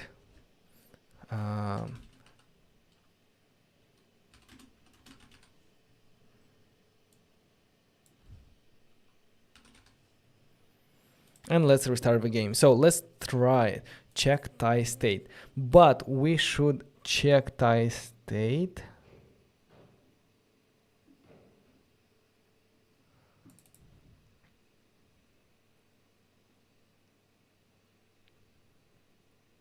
I still having troubles understanding this logic, but that's just me. We might go over once again over it.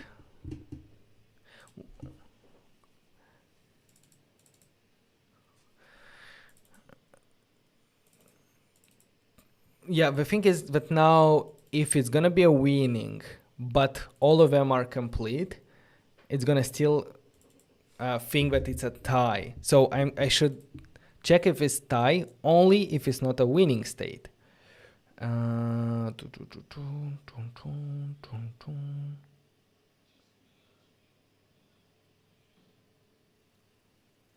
Yes, I should do that. Check.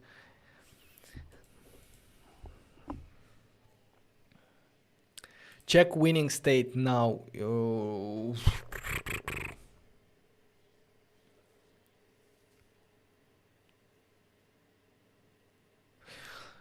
Let's do it like this.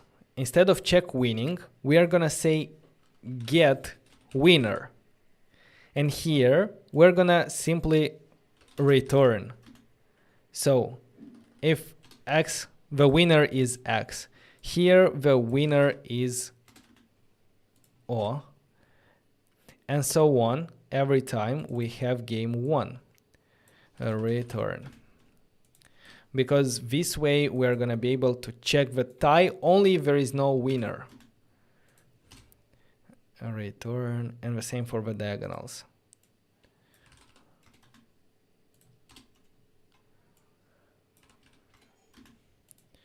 So if our game one, is not called anywhere, that's good.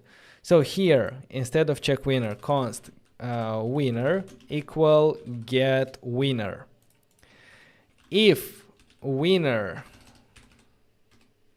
is X or O, basically if it's not null, then we can say game one winner, and else we can check the tie state. Save. Okay, let's complete everything but win, and in that situation, for example, like this, now it's an O, X, O, X, didn't manage. I need to complete everything. So X, X, O, X, O. Now it's an X, but it's still got, okay, I need to win with an X, not with an O. X, O, X,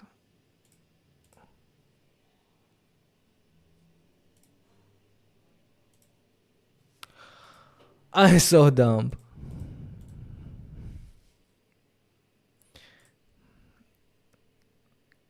Now it's an O, X, O, and X. Okay, player X won. Correct. Now I should strive for an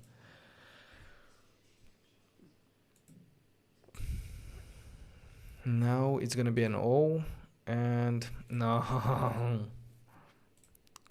So O, X, O, X, O, X, O, X. It's a tie. Yes, it works. Okay, now it works. Will you push that code to GitHub? Yes, I'm gonna put it to GitHub, and also I'm gonna put it in the asset bundle that you'll be able to download. So, all right. Yes, it works.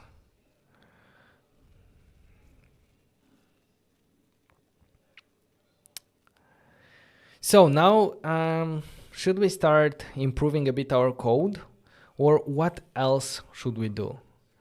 I'm missing here an indication of whose turn is at the moment. So I would like to probably add here a text.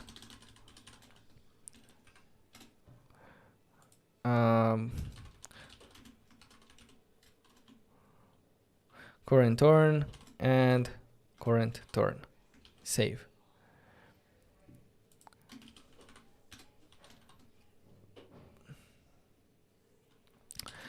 Let's do font size 24, color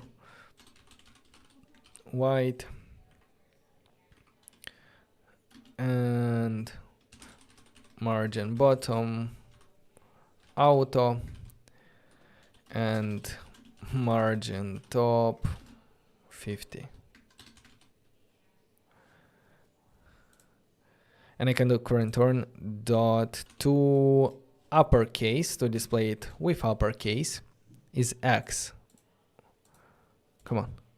Oh, no, that's not what I wanted to do. The map. Okay, yeah.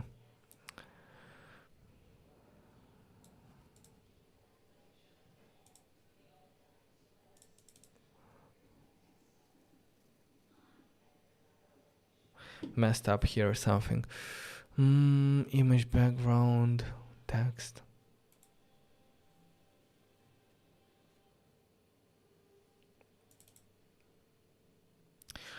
You know, the image background, I think it should be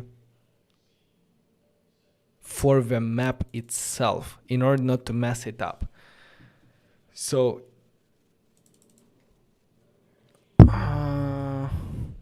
let me try something. Image background and source background here. Save. And resize mode. I don't like that image at all. It messes up everything. Text, oh my god. Very hacky position. Absolute. But that's super hacky.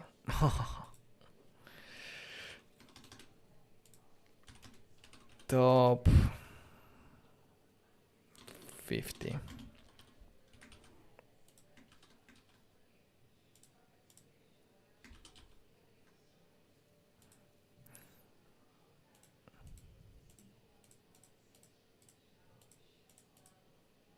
It's a tie. Okay.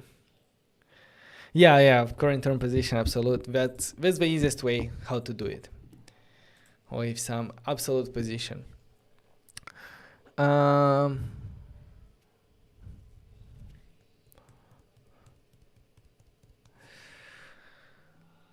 in order to simplify some of the things, let's improve a little bit our code. So first of all, let's remove this comment. I'm gonna start by extracting some of the things to separate components. For example, this cross, this should be a separate component. So let's copy it and let's create a new folder named in our root directory named src. And here I'm gonna add a new folder components. Let's add a new file for our cross.jsx. Here I'm gonna do React Native functional export for the cross. I don't know why it was written like this. Okay, and let's copy our view here in our cross. We need to define some styles because we don't have them here. So let's import style sheet and do React Native style here for our cross and crossline and crossline reverse. So from the app.js, I'm gonna move the crossline, and the crossline reverse. So initially we had 250 lines of code. Let's see now how many we are gonna have in our application. So in our app now, let's import this cross. So import cross from source components cross. Now we simply render here. Instead of rendering these lines of code, we will simply render a cross. That's it. We can do the same with a style, with a circle, but it's so little because it's a simple view that we can even leave it here. So that's okay for me.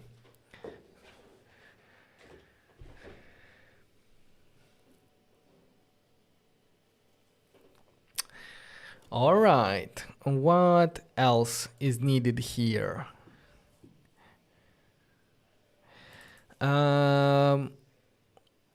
We can also extract, for example, the one row. Like whenever I'm trying to extract things, one good rule of thumb is that whenever you have nested, for example, maps or nested for each loops, the logic inside the for each loop should be extracted in a separate function that will work for one item. And then where you need it, you just loop and apply that function for every item in that array. And this way you separate the logic of looping and applying a function and the logic of doing something for one single instance. So the same things here, like in our app.js, we have a logic of looping through the rows, rendering one row, looping through the cells, and then rendering one cell. So it's a lot of things happening here. First of all, I'll create a new file called cell.jsx. Maybe it's gonna look overkill right now, but yeah, like the only thing that I need in the cell is this pressable. Let's copy it. So React Native functional export. I'm gonna paste it here. Well, the cell will not need the key here. We will leave it there, like in a moment I'm gonna show you. onPress is gonna do onPress cell. So now, using properties, for example, here in the cell, we don't have access to the data about that cell.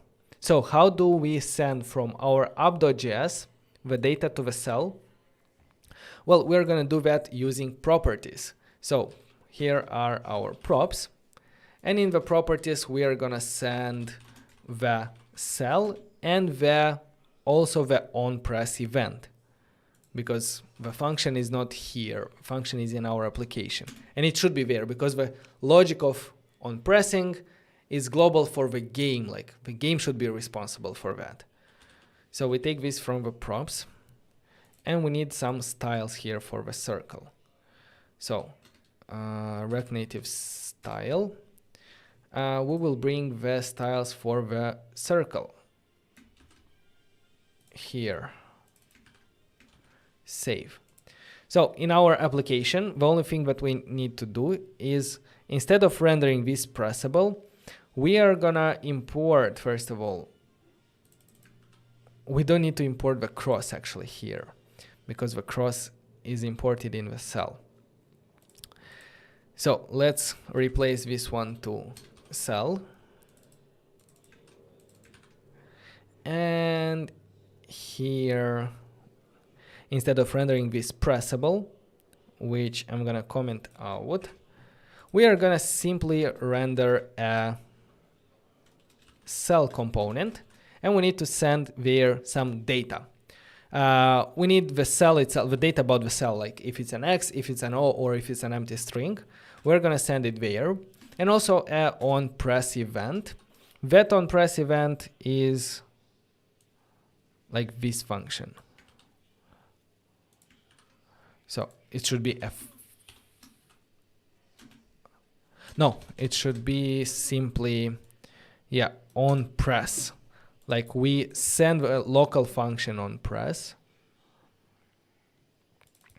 to through the properties that is going to be called here with a row index and column index. We delegated this feature functionality. Now the key should be applied to this cell, and we can remove a pressable. Save. A requirement cell which can find variable style sheet. Yeah, we forgot to import style sheet here from React Native. Save. Forgot to import pressable. Yes, also pressable. And that's it. Now it doesn't work. Perfect. Isn't it?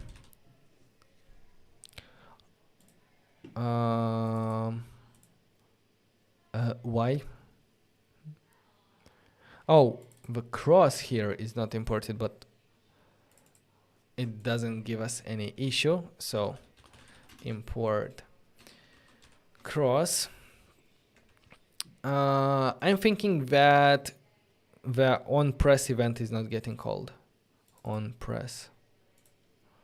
Cell onPress. onPress.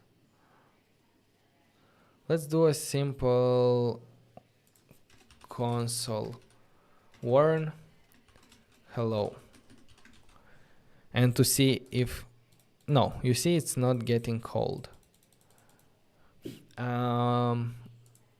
Why? Pressable styles. Oh, style cell. We don't have a styles for the cell here. And that might be the issue. So let's bring the styles for the cell. And now confine variable row index. Row index and column index.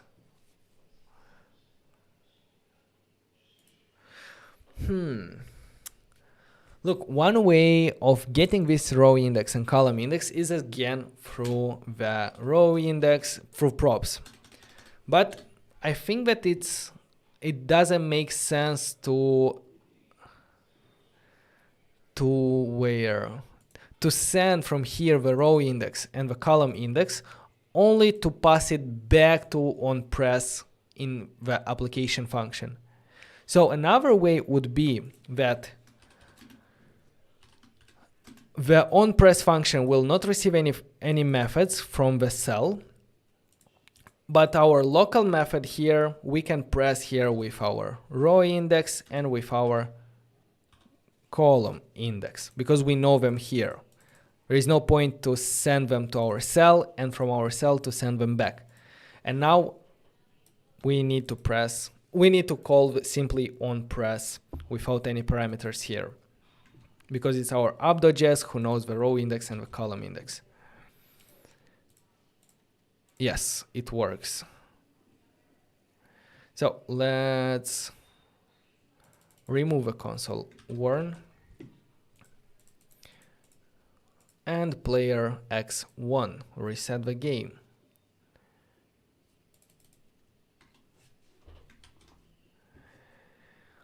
So yeah, like you would continue with this logic of extracting things. For example, I would extract this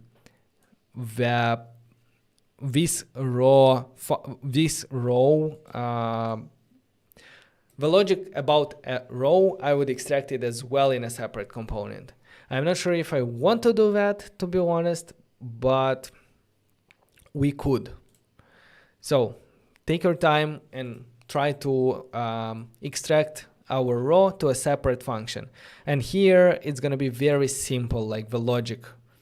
The map will render a row for each line, and that's it.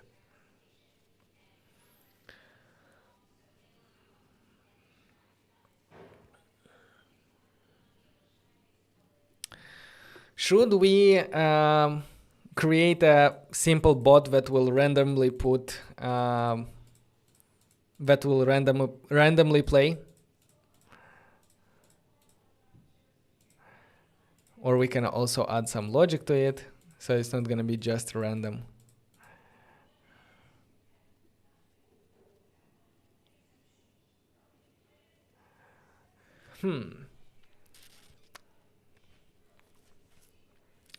What do you think, guys? Are you interested in seeing the logic of a bot, like to implement a very basic bot that will play randomly?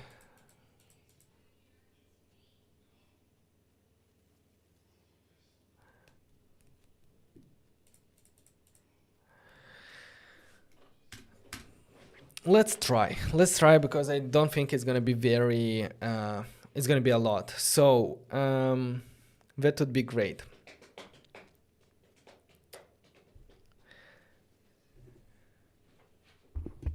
strike through on the winning symbol. Yeah, first of all, let's do const bot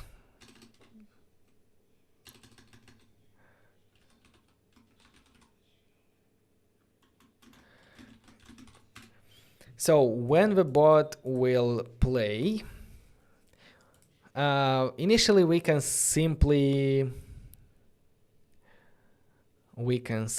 what? Do random until we find something.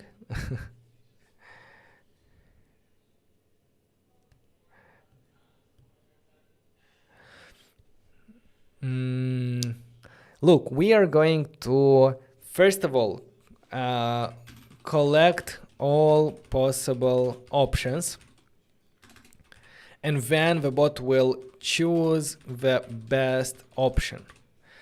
But before that, in order to see that it actually works, let's do something on press.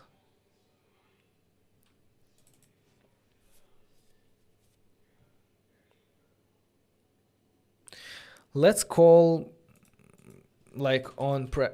The onPress is not very good name for that function, because here we are not pressing, we just want to say that the bot will choose position 0 and column 0. Now let's think, when should we call the bot turn function? We need to call whenever the current turn becomes the value O. So for that, we can use a useEffect hook, which can be useEffect, which will call the bot turn, but when? This useEffect will be triggered every time the current turn changes. Now, inside here, we check if current turn is equal to O, then it's the bot turn. Save. Okay, the bot tries to put it there. So let me try. If I press on the middle here, nothing happens. If current turn is O. Okay, the bot plays where we told him to place, at position 0, 0. Can we do a bot which takes a side? Yeah, that's what we're gonna do right now. So now let's collect all possible options. How do we do that? First of all, we will keep them. Possible positions is equal to, how we will keep them? An array of, we can keep it as an array of objects like X at column 0, row 0, right? That's how we can keep them.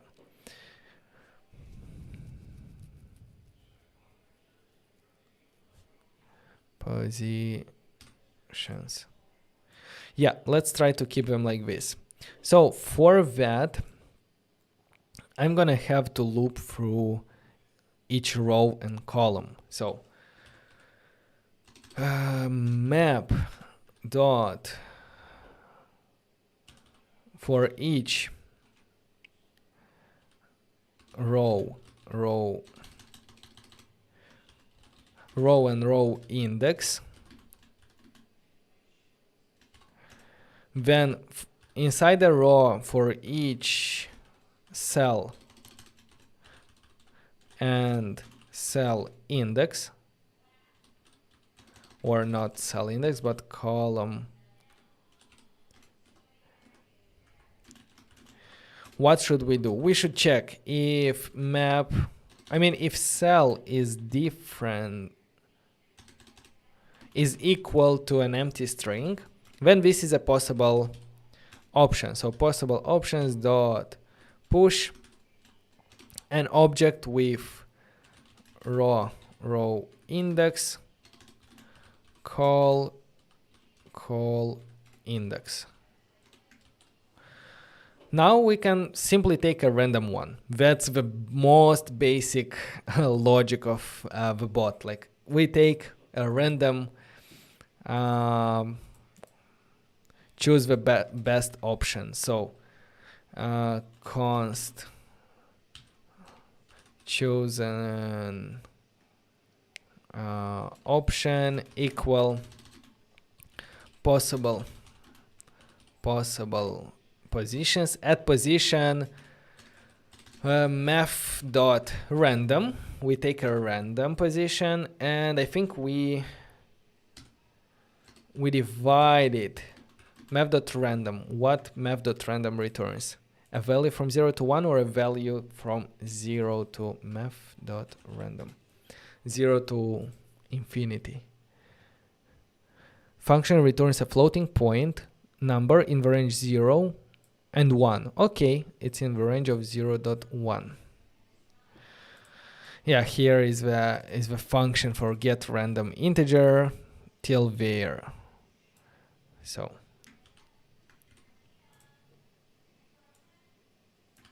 the maximum index that we can get is possible options dot length, and that's it. Now we do onPress possible positions dot chosen option dot row, and then chosen option dot column. Okay, let's play. I'm gonna go here, and I'm gonna go here, and I won. Let's go. Restart. I'm gonna go here, here, here. It's pretty easy to play with him. Undefined is not an object. Choose an option dot row. Okay, let's see if, because there can be no option. So if chosen option, I'm gonna put this one here. Restart. Yeah, I won again. I'm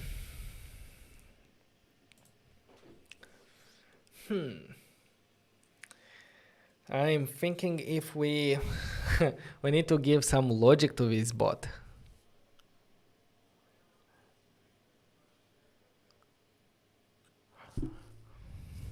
To be more interesting. I won.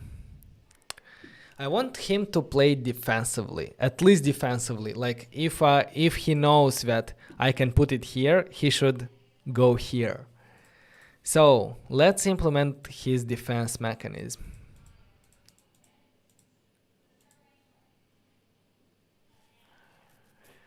And we are gonna do it in a very interesting way. We are gonna reuse the getWinner function, but we need to modify the getWinner because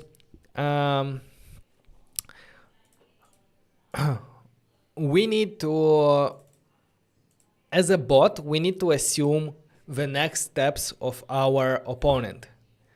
And based on the next steps, we need to see if the next step will lead to a winning position.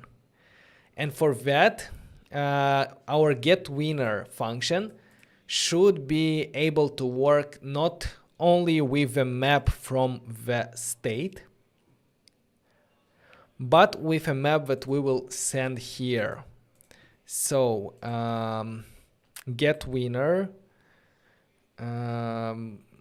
map, but I want to rename it to another map, not the same as the game map.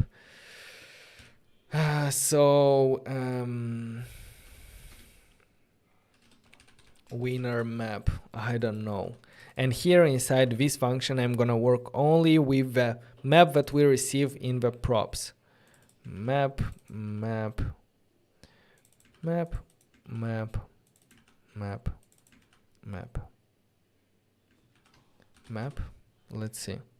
Do we still have something here that I forgot? No. Okay, the next, let's check where we are checking. Get winner. Here we are interested in get winner based on our map, game map, based on our actual map from state.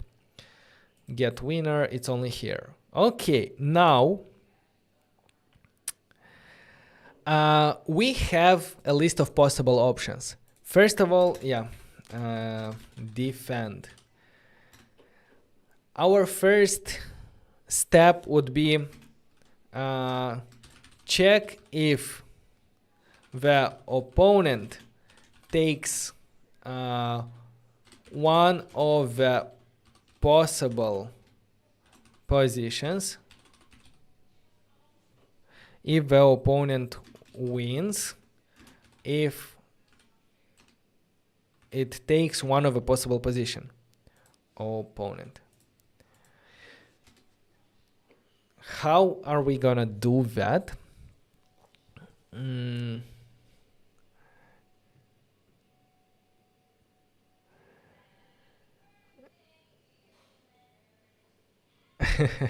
Hi Daniel, how are you doing?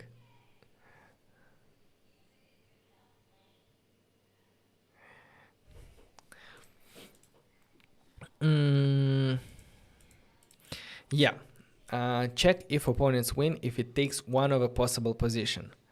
So we need to loop through the possible positions for each possible position. Here is without an S, possible position. So if the enemy takes the possible position.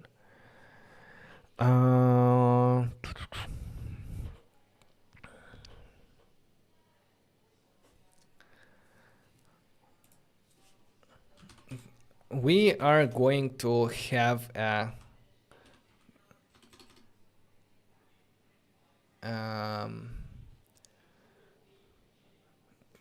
map copy, and we need to actually copy this map.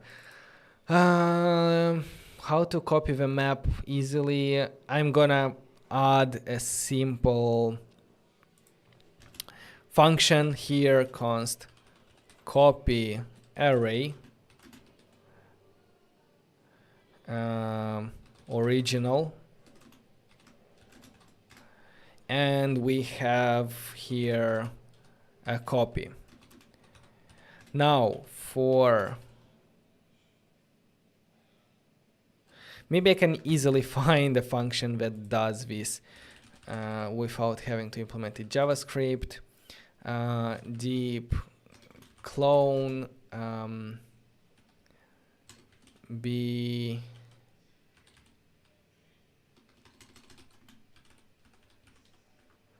two-dimensional array. Create a copy of multi-dimensional array. I could, with JSON decode, JSON encode. Yeah, that's actually an option.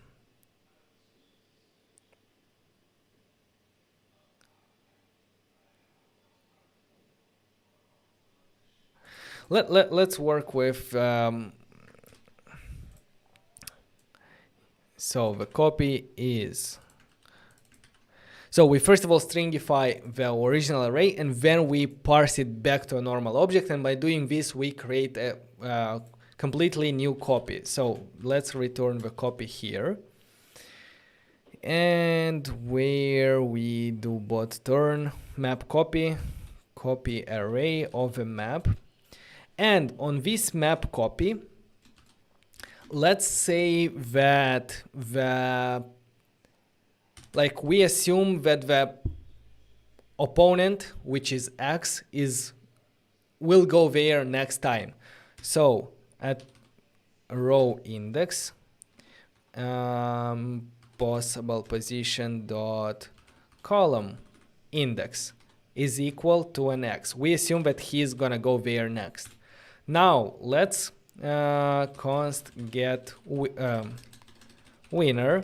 Now we are gonna use the same method that checks the winner, but we're gonna use it here. So if with our assumed next step, we are one step ahead, get winner with the map copy. Now, if winner is X, then we need to defend that position. Defend that position. So chosen option. I'm gonna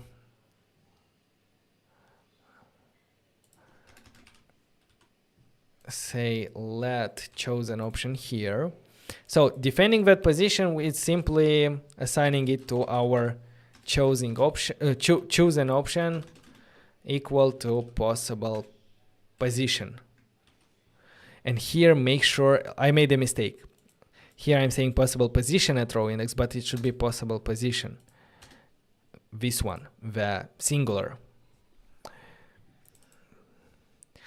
And now this is choose random. Now let's check if chosen position is still null, then we can get a random one. And without redeclaring it like this.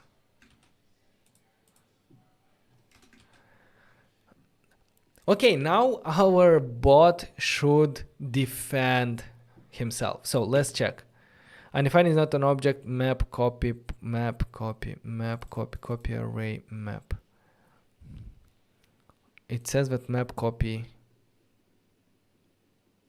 is null, is undefined. Console log copy.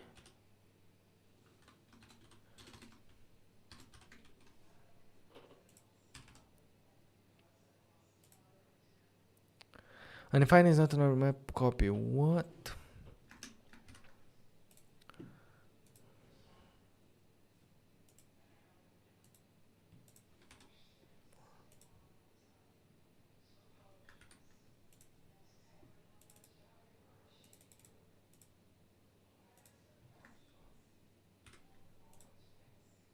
I don't see the console error here. Console log hello.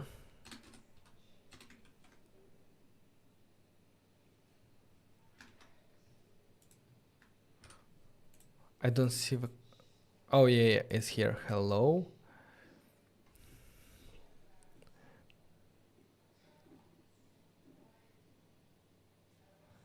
Array. Why it's only one? Our method of copying an object, an array.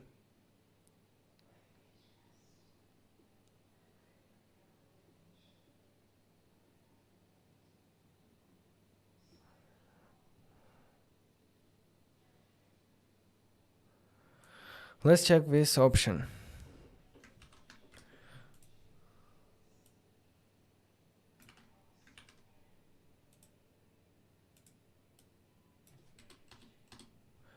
Original map.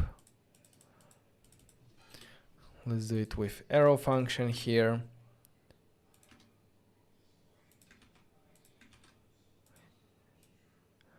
And we can return right away this one. Will it work now? Undefined is not an object. Again. Const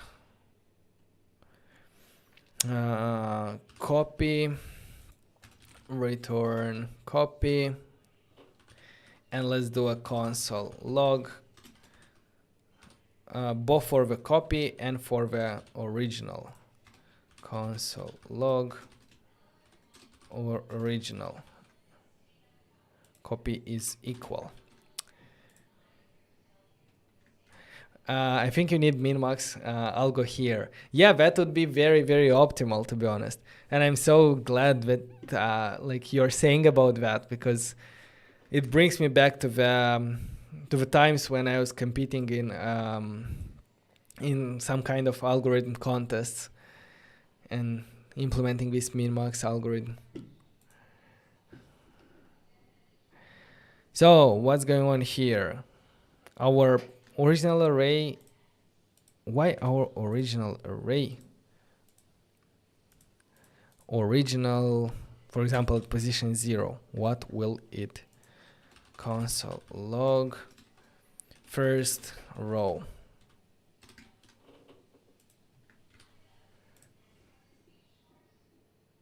First row. Nothing? Or array? Oh no, here it's correct. It's correct. Wait a second.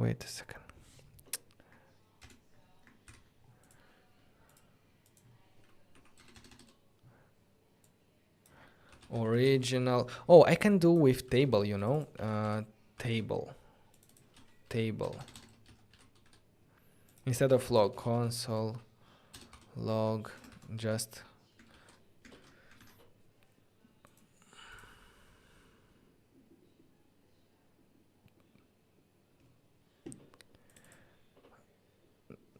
nothing happened. Oh my god. Log. Let's go back to log. I don't know why table didn't work.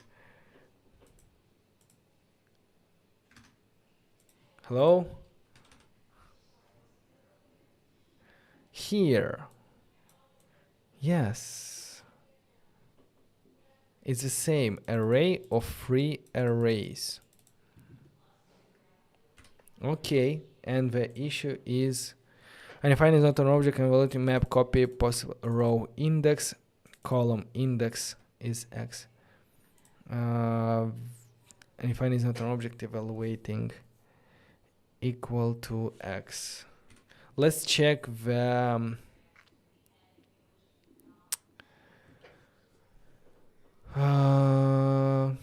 bot turn. Check if the opponent. Okay, here possible position row index.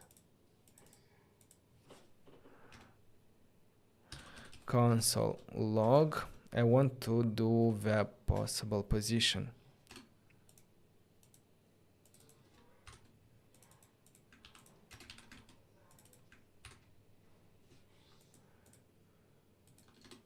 Maybe the issue is with the possible position here.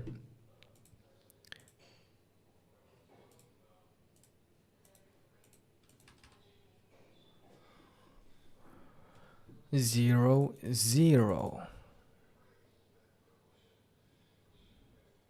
Oh, it's not row index column index, is row and col. Okay, yeah, I get it.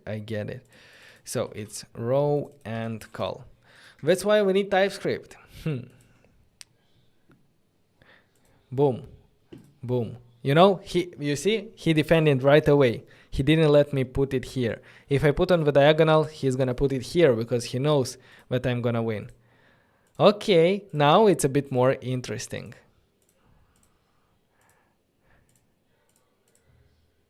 Oh, and he won. But why it didn't show us that he won?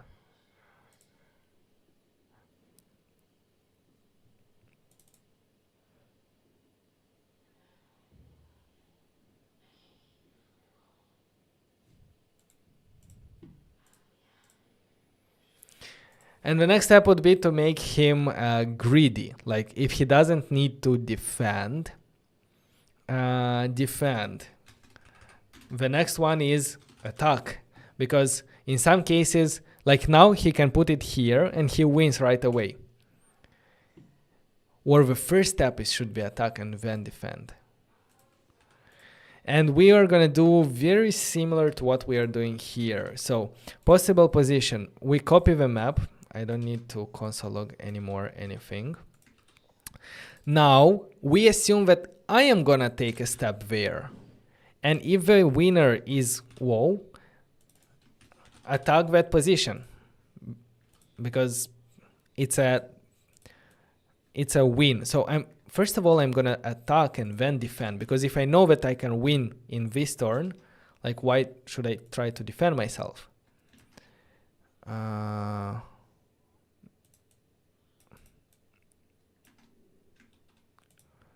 So first of all, attack, then defend, then choose a random position.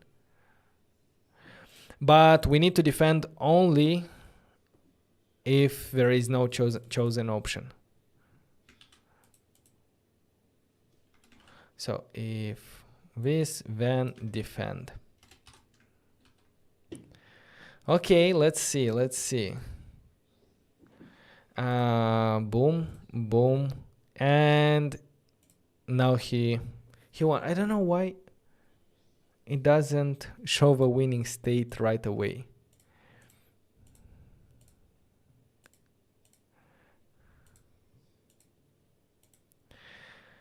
So if I do it like this, and I don't know, one here, he's gonna win right away without trying to defend this position, because he knows that he will win here. Boom. Okay, let's debug why the winning state doesn't show up right away when he wins, like here. So we say onPress chosen option row, chosen option column.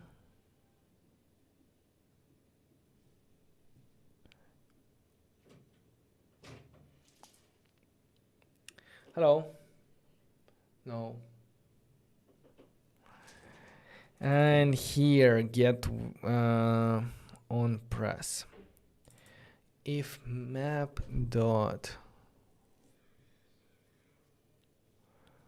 it's gonna set the map. Oh, I know. Is because we are updating the map here. We are calling a setter to update the map, and then we are working with the map from the state. But in React, the setter of a state is not synchronous, which means that I'm doing set map here, but the map is not going to be updated right away in the same frame update. It's going to be updated only the next turn. So to fix this, we are going to work with a useEffect. So useEffect, we are going to call this function always when the map changes, when the map in our state changes. And we can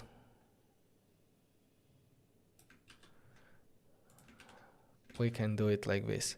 Let's check it right now, because now what is going to happen, we're going to do set map here. Then React Native will, behind the scenes, update the state. Next time it re-renders, it will re-render with the updated map, but it's going to be the next frame. Like visually, it's not, you will not see it, but logically, when and how it happens, this is going to be a different frame, a different function execution. So when the map changes, we say like every time the map changes, check if there is a winner.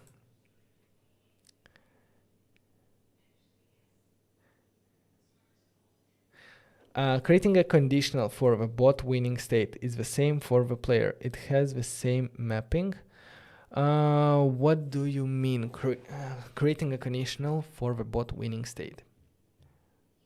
Yes, the condition and the function of get winner is the same for both of them. So now if I do like this, yes, it works in the same turn. It's a tie. Oh, it's fun to play with this bot.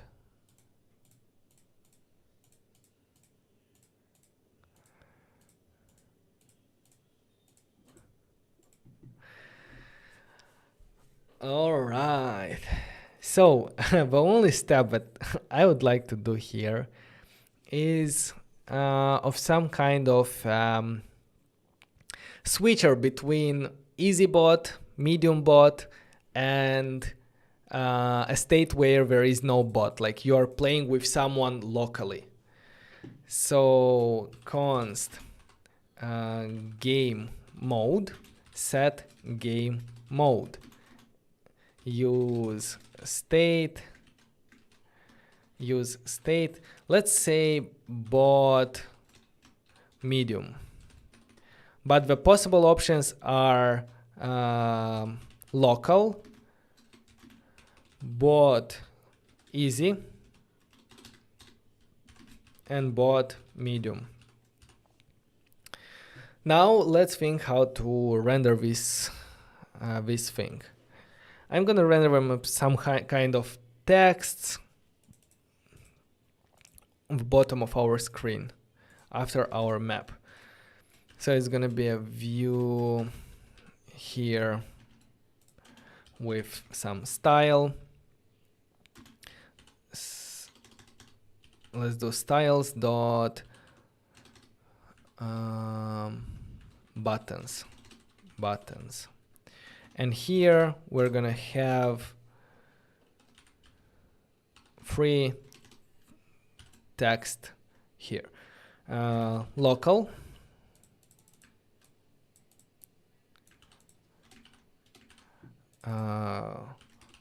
easy bot, medium bot. Let's add some style to this text as well. Styles dot button. I'm gonna call it button.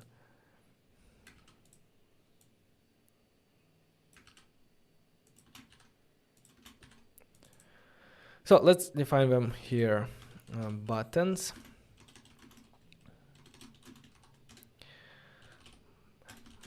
I'm gonna also work with some position absolute, and I'm gonna put them on the bottom of the screen 50. And I'm gonna do flex direction row to put them in the same row, the buttons themselves. Okay, now for the button, let's do color white. Let's do margin 10.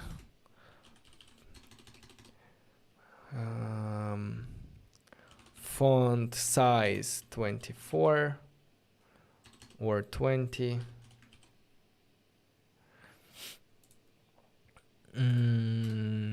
What else?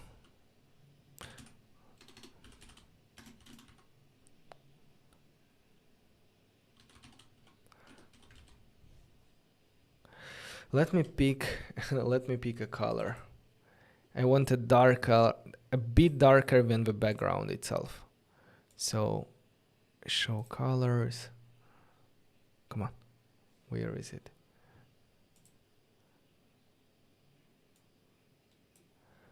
Something like this.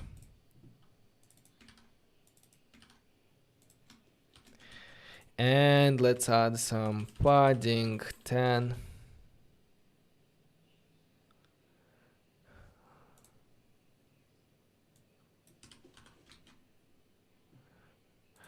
And padding horizontal 15.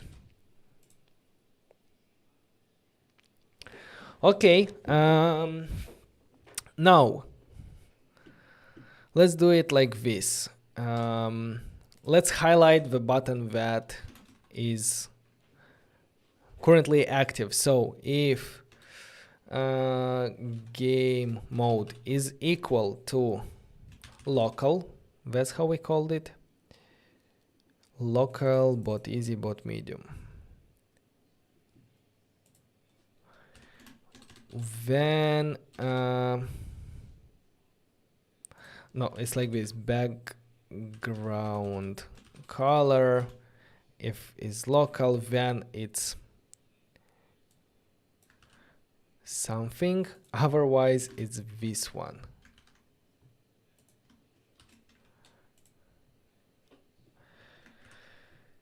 And the other value is gonna be a bit lighter, I don't know.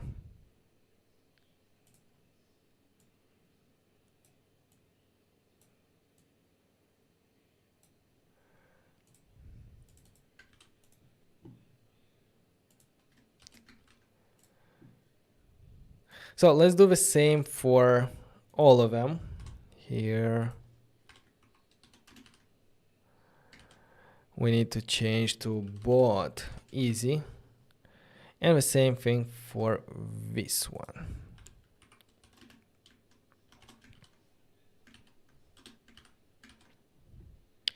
And here game mode bot medium. Another thing, we need to assign a onPress event to the text to be able to change it from one to another. And onPress, we need to set game mode to local. Here, same thing. Say game mode to bot easy. And for the last one, bot medium. And now I should be able to press on them and go from one to another. Should be all capital here. So local, easy, medium, local, easy, medium. Okay, now what should happen? If it's local, we need to disable the bot completely. So I can say if current turn is O and game mode is different than local, then the bot should play. For example, if it's local, nothing should happen. But also let's update it when we change the game mode. And now if I turn to easy, I see already the bot playing. Now with bot medium and easy, I want to make the medium bot attack and defend, and the easy bot to just randomly choose a position.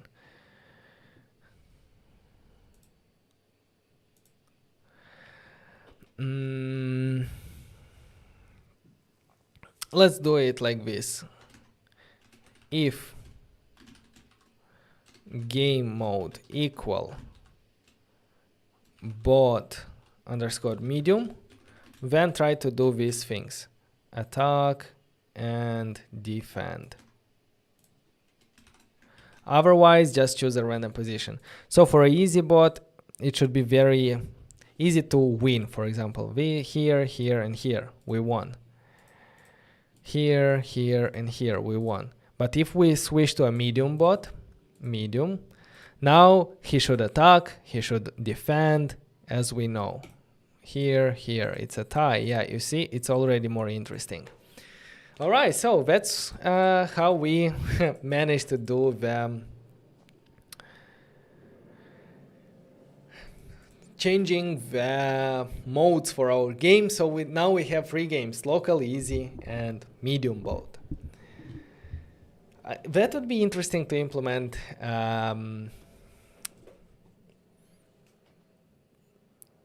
to play like with people online. How is it called? Online playing, matchmaking, I don't know. Okay guys, so I think that this is it for today. I intended to do it as a shorter build, but I've got into the flow and it was really nice to implement all these features with different bots, with local playing, and so on. Let me know down below in the description what do you think about this this game, and feel free to improve it. Feel free to implement even more features. Feel free to implement, for example, a menu screen where you will choose. Feel free to implement, for example, sound effects. Also, some ideas of improvements for this game would be to keep track of a score. So every time a player wins, update a score somewhere in state and display it to be able to see who is winning, not only in current game, but in general. What other features would you implement? Like I'd really love to know that. So yeah, write me on social medias, Vadim, at Vadim, notjust.dev. With your ideas, with your implementations, with your improvements, and yeah, let's keep learning. So guys, yeah, let's start the weekend. I still have a lot of things to do in the weekend. It's not gonna be a chill one. I'm editing the Squid Games video, which is coming along very well very soon. And also I'm working on the full stack mobile developer course. We are doing good progress there. I'm almost done with the next modules. And yeah, a lot of things are happening around here. So yeah, guys, make sure to subscribe to the channel. Check out all the links in the description for the source code and also for the assets, but most probably you already downloaded the assets. And also, if you're done with this one, check out this video, all of them. They're all amazing and you'll learn a ton there. So take care, stay hydrated, and write clean code. Bye bye.